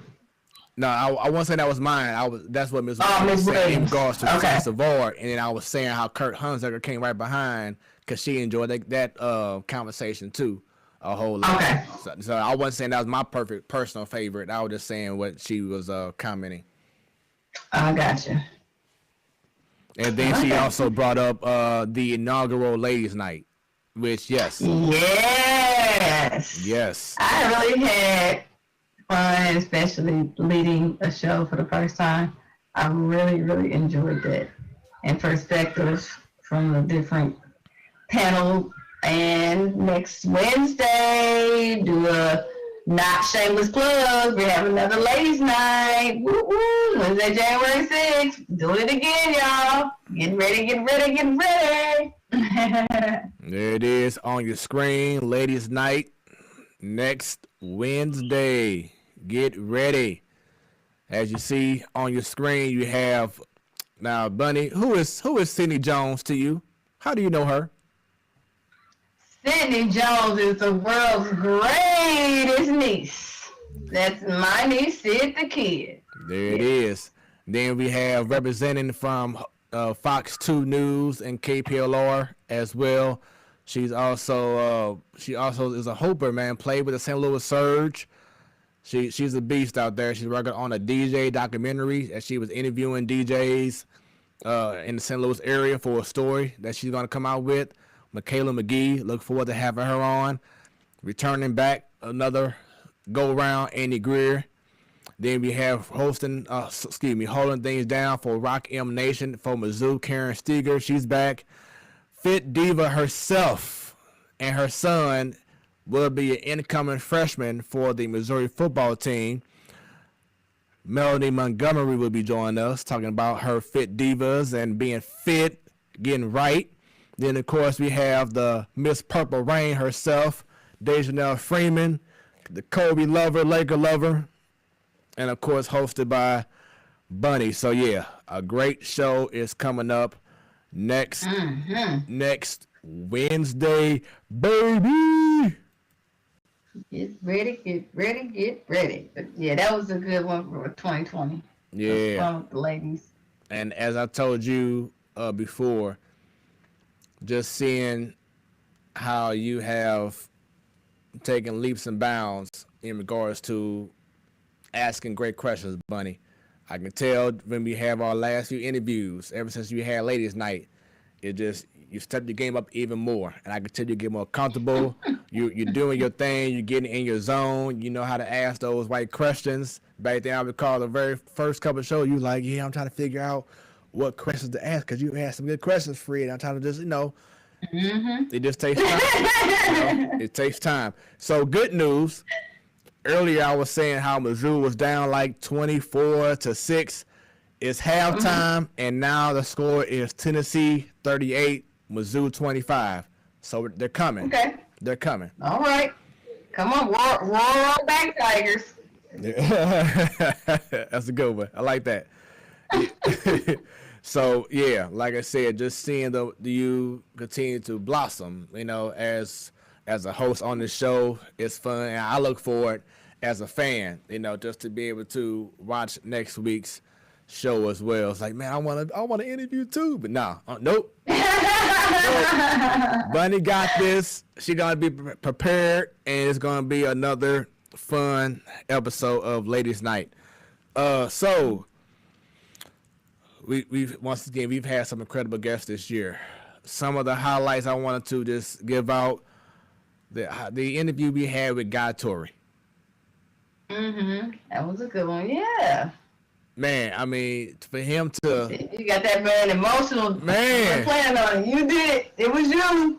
Smooth made. Tori shed a couple of tears. It's all him. Real quick, before I continue on, because Joe says she has to go. She has to be the mother of the year. You know how it is now. Her life has changed forever. Yes, Joe. But she says she got to take care of baby Bova and hop off. So amazing. Oh, she says so many amazing guests this year. She loved the Hockman shows and the Ackerman shows, as well as Ladies Night. Have a good night, guys, and Happy New Year. Same to you, Joe, and baby Joe, and Brennan. Congratulations again, you all. Yes. Look forward to having you back very, very soon. Yes. But we ain't rushing. Take your time. You understand? We understand. Take your time. Yes. But yeah, once again, Guy Torrey. That was a fun show, man. Was looking forward to it, and he delivered. He came with the funnies. He came with some serious, topics. About our culture, about us. You know what I'm saying, and cops, and like I said, him being emotional, talking about the Lakers and St. Louis back in the day, just the great times. Lauren Woods, that was a great interview we had with him. As Joe brought up Ackerman. Benjamin Hockman definitely was fun. We brought up Hunziker earlier. Kerry Davis. That was a great interview too. Kerry Davis came through. That was a great interview. Man, having iPod King Carter. That interview was nice too. Gamer. Yeah, video YouTube. Gave us some jewels. Yeah. It was definitely fun. Miss Roberta McWoods. Oh yeah, Coach McWoods, yeah. Yep, that was a great one. No doubt. I can't recall. Yeah, I think you was on the show, weren't you, when we had Kevin Wheeler? Wheels, yeah, Wheels was either my first or second one between Miss Woods and Wheels. Those were between my first two interviews. Yeah, so that was a great time. I mean, like that could have. Like, even with Ackerman, we could have had that show on till midnight, and they still would have been like, they would have been like, hey, let's keep it going, Right. I know, they were feeling it. But, I mean, Ackerman brought up a good point. Your role as you invite guests to actually speak about themselves and learn about them and give them their flowers while they're still here. And I know Ackerman said, he hasn't really done that before. He does that little garage show they started during the pandemic. Or for actually on the other end and getting interviewed, he really doesn't do it. So it flipped it, and he was, recalling. We asked about childhood and going to college and all of that, and those memories. Like he hadn't thought about it, had a little emotional point at one time, and I was like, see, people don't think about all that they've accomplished or done. They're so used to, doing what they do well, but somebody actually sitting down and wanting to talk about it. This is what your platform does, and he really appreciated it. You could tell. That's why he said he kept talking. He said he really enjoyed it. Yeah, most definitely. As I said earlier, Council Martin, it was fun being able to get to know him outside of it just coaching, because majority of our conversation was outside of talking about Mizzou basketball. It was just about him. Right, because we found out he used to be a baseball player. Things like that. I'm telling you, it's like you dissect and you get to know people besides that regular raw now. It's like, oh, okay, well, he did this, Yeah, most definitely. And then now, go ahead and bring up earlier about the Cardinal Ritter show. Oh, yeah. one of mine. It's just, I think with all those all-stars at one time just doing it. I know a couple of them was on the phone, a couple were in person, but still, all that history and greatness that they accomplished together, and they all did their own paths in college and the pros, is like, wow. But just in conversation, I was clowning because I was talking about James Harden so much. And they were responding. I couldn't believe it. But I liked it, that the parents had. Yeah. So. Like you said, people need to clown while they're here. People, we can talk about the heydays of basketball we saw in the 90s, but so many teenagers don't even know or have a clue. And it's like, y'all don't understand what the path y'all have now, they help pave it. Mm-hmm. And now, B-side basketball players as well, and other, people I know that around the 90s, they did a lot to get to where how these boys or young men now have access to all these, not just tournaments, but these trainers or these camps or access to, talking to coaches. It's like these guys from years ago helped pave that way. The recruiters now looking at us in St. Louis more like they helped do that. So, yeah. Great interview with them. Shouts out to Anthony Stalter from 101 ESPN. Had a great interview with him. I know that was before you came on, but that was a great interview that we had with him. Let's see, Coach Ryan Johnson from Carter Ritter. Like I just booked him maybe a week or two after they won the state championship before COVID hit. Oh yeah, they were lucky. One of the people that got to complete it because some people didn't even get to go to do their state run. Yep. Shouts out to Misha Morrow. That was a great interview. Let's see here. I'm looking at Jessica Williams. That was a great interview. She was a former track coach at Kirkwood. Stan brought up earlier his cousin, Matt McCants, played with the Battlehawks. Anthony Booker. He held us down with some T-shirts. Booker. Yeah, he held us. And they just won something with MICDS, I think. Yeah, and I'm looking like the coaching staff, if I'm correct, he's on there along with Jahadi White. Yeah, I think that just happened in the last few months, because when he was on here, Booker wasn't coaching, if I'm not mistaken. No, he was training, and I know he had his boys do training, but I don't think he was coaching. Right, yeah, he was just. I don't know if I gave a shout out back on that or not, I forgot, but yeah. And, shout out to him. And he held us down with some nice, some dope T-shirts. Yeah. Shouts out to Johnny Cooper. That was a great interview we had with him. Yeah, Dick Cooper. Yep. Yeah. Brian Turner, Don Boyce. Shouts out to y'all. Mm-hmm. Johnny Cooper. Yeah. I'm sorry, Johnny Parker from Mizzou. Parker. That was a great interview. Let's see, Brandon. Sorry about that. Gilmore. Marquise Watkins. That's a joke, and I still understand his alternate name. Jeez Louise. Because I was telling Kerry Davis about it, because because Davis is they both at Central. I know Gilmore does basketball, Davis does football. Right. And I was like, this coach this name. He was like, what? I'm sorry, because, again, y'all guys, y'all do what y'all do. Y'all have names, y'all got jokes. When you bring a woman to hear some of these names with the guy called each other, I'm like, what? What the hell? Do what y'all do. That's all I say. Do what you do, but watch my shoes. So shouts out to Alvin Miller. That was a great interview. Yes. Bernard Quinn, Damian Mitchell. And when I had to do solo with Jaron and Jerron Sutton, the boxing father and son. So that was dope. Yeah, I miss you did Frazier solo too. I missed that one. Yeah. Will Franklin. That was a great interview. Coach Franklin, that was a good one, yeah. Yeah. So Corey Spinks from last week, in that order. You know how it is. In that order. So yeah, man, fun times in 2020. Thank you, Bunny. B. Baker, thank you for what you brought. Sadal, when you came in for the Council Martin and then Damian Mitchell interview. You did your thing. Once again, Joe, for allowing us to come over to you to your house in the Boondocks, and we had a good time. Yeah. Shouts out to the St. Louis Trotters, Nico and Milan Pepper. That was a fun show as well. Adriel Betts, he's holding things down at Clyde C. Miller Career Academy right now. I think they're like 3 or 4-0 at this time, making a name for themselves. So shouts out. But just overall, man, great year of guests.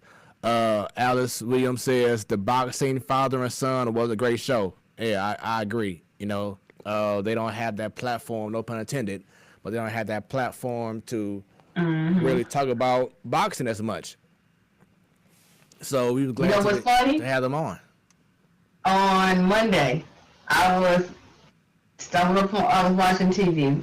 I don't know, was it Fox, ESPN, one of those sports networks, and I stumbled upon an interview. I don't remember their name. Should have wrote it down. They were talking about boxing. The one guy was giving his input. It was 3 or 4 of them. One guy, he used to be a boxer years ago, made a promoter, giving his input on where the boxing is going. Kind of one thing we talked about with the state of boxing and what's they're going to do next. And the other 2 panels, they had back and forth about a recent fight. And one of the topics they talked about was, what about these undercards? How they're looking basically trash compared to these main fights. But anyway, and I was like, I'm glad I caught that. And I was like, I don't really see too many panels referring to boxing. Not mentioning of just a boxing match that just happened, but just talking about the state of boxing. And I think we're talking about the Sutton father and son duo. If they could get probably somebody at least once a week to do something like that, nationally or locally, that'll help promote the sport as well. That's why I was asking Spinks about it. I'm like, what can you do to get it back bigger? You know, because I said this years ago, boxing is not where it should be. It's just like, because you said MMA kind of coming in too, but he said it's 2 different styles. It's room for both of them to have the audience and the platform. So yeah, hopefully it increases next year. I want to say one of the coolest moments was like all the times you and Stan, especially like when you first started, you and Stan would just go at it. And like, I mean, you'll get them. Sometimes you get them stumped. But y'all two would just be going at it. I'd be like, man, go ahead on. Y'all just take over the show. The same thing with you and Annie. You know, y'all talk about something, and then just like, oh, no, and y'all come with the facts. And I'm like, hey, I'm going to just go ahead and exit left or right and just have them just have the rest of the show, because that's what people love to see is just good, healthy, knowledgeable sports talk. That's what's good for the show, man. We hope to bring it out next Wednesday. That's why I got to have the Cowboys to lose, so I can be ready with him. Because man, she will clown you if they now. She did leave a post last week saying that like pretty much one of those like effective immediately, I'm going to disown the Cowboys and the Clippers and somebody else. And I was just like, okay, we gonna see. So we gotta ask her about that next week. Gotta ask her about that next week. To her, is this post still valid? Right. But yeah, man, overall just great times, man. And once again, I'm just seeing how you're just so comfortable now. You're a natural in this thing. It's fun to see it, and I'm just glad to have you on here. Stan, appreciate you, brother. Know that you've been working your tail off, and you got a project on the way. Project on the way for New Year's. So it's all good, and it's just fun to be able to still put on great shows, whether it's all 3 of us or it's 2 of us. You know, we can show that we're very versatile with what we do. So it's all good, and we definitely look forward to once again next week as we begin the new year off with the ladies holding things down. Once again with Ladies Night. It's going to be fun. You see it on your screen. Make sure y'all share it to your people. Let them know what's happening. This is going to change the game. I'm telling you, this is going to change the game for the ladies. We want to be that source and be like, you know what? We see what y'all doing. Let's keep it going. Miss Williams says here, that's what I like about the show. The discussions about different games and players. She's not very knowledgeable about sports, so our discussions are very entertaining. We appreciate that. That's what this show is all about. Thank you, Miss Williams.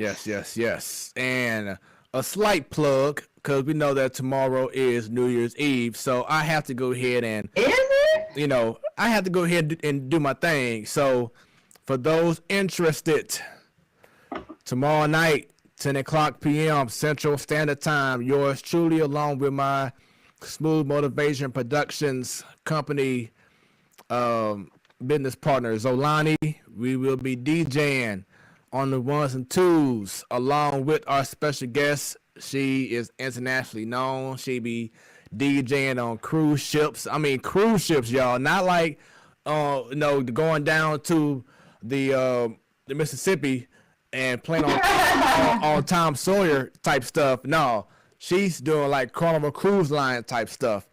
She's that deal. DJ Most Precious. Okay. She'll be joining us as well. She'll be leading off.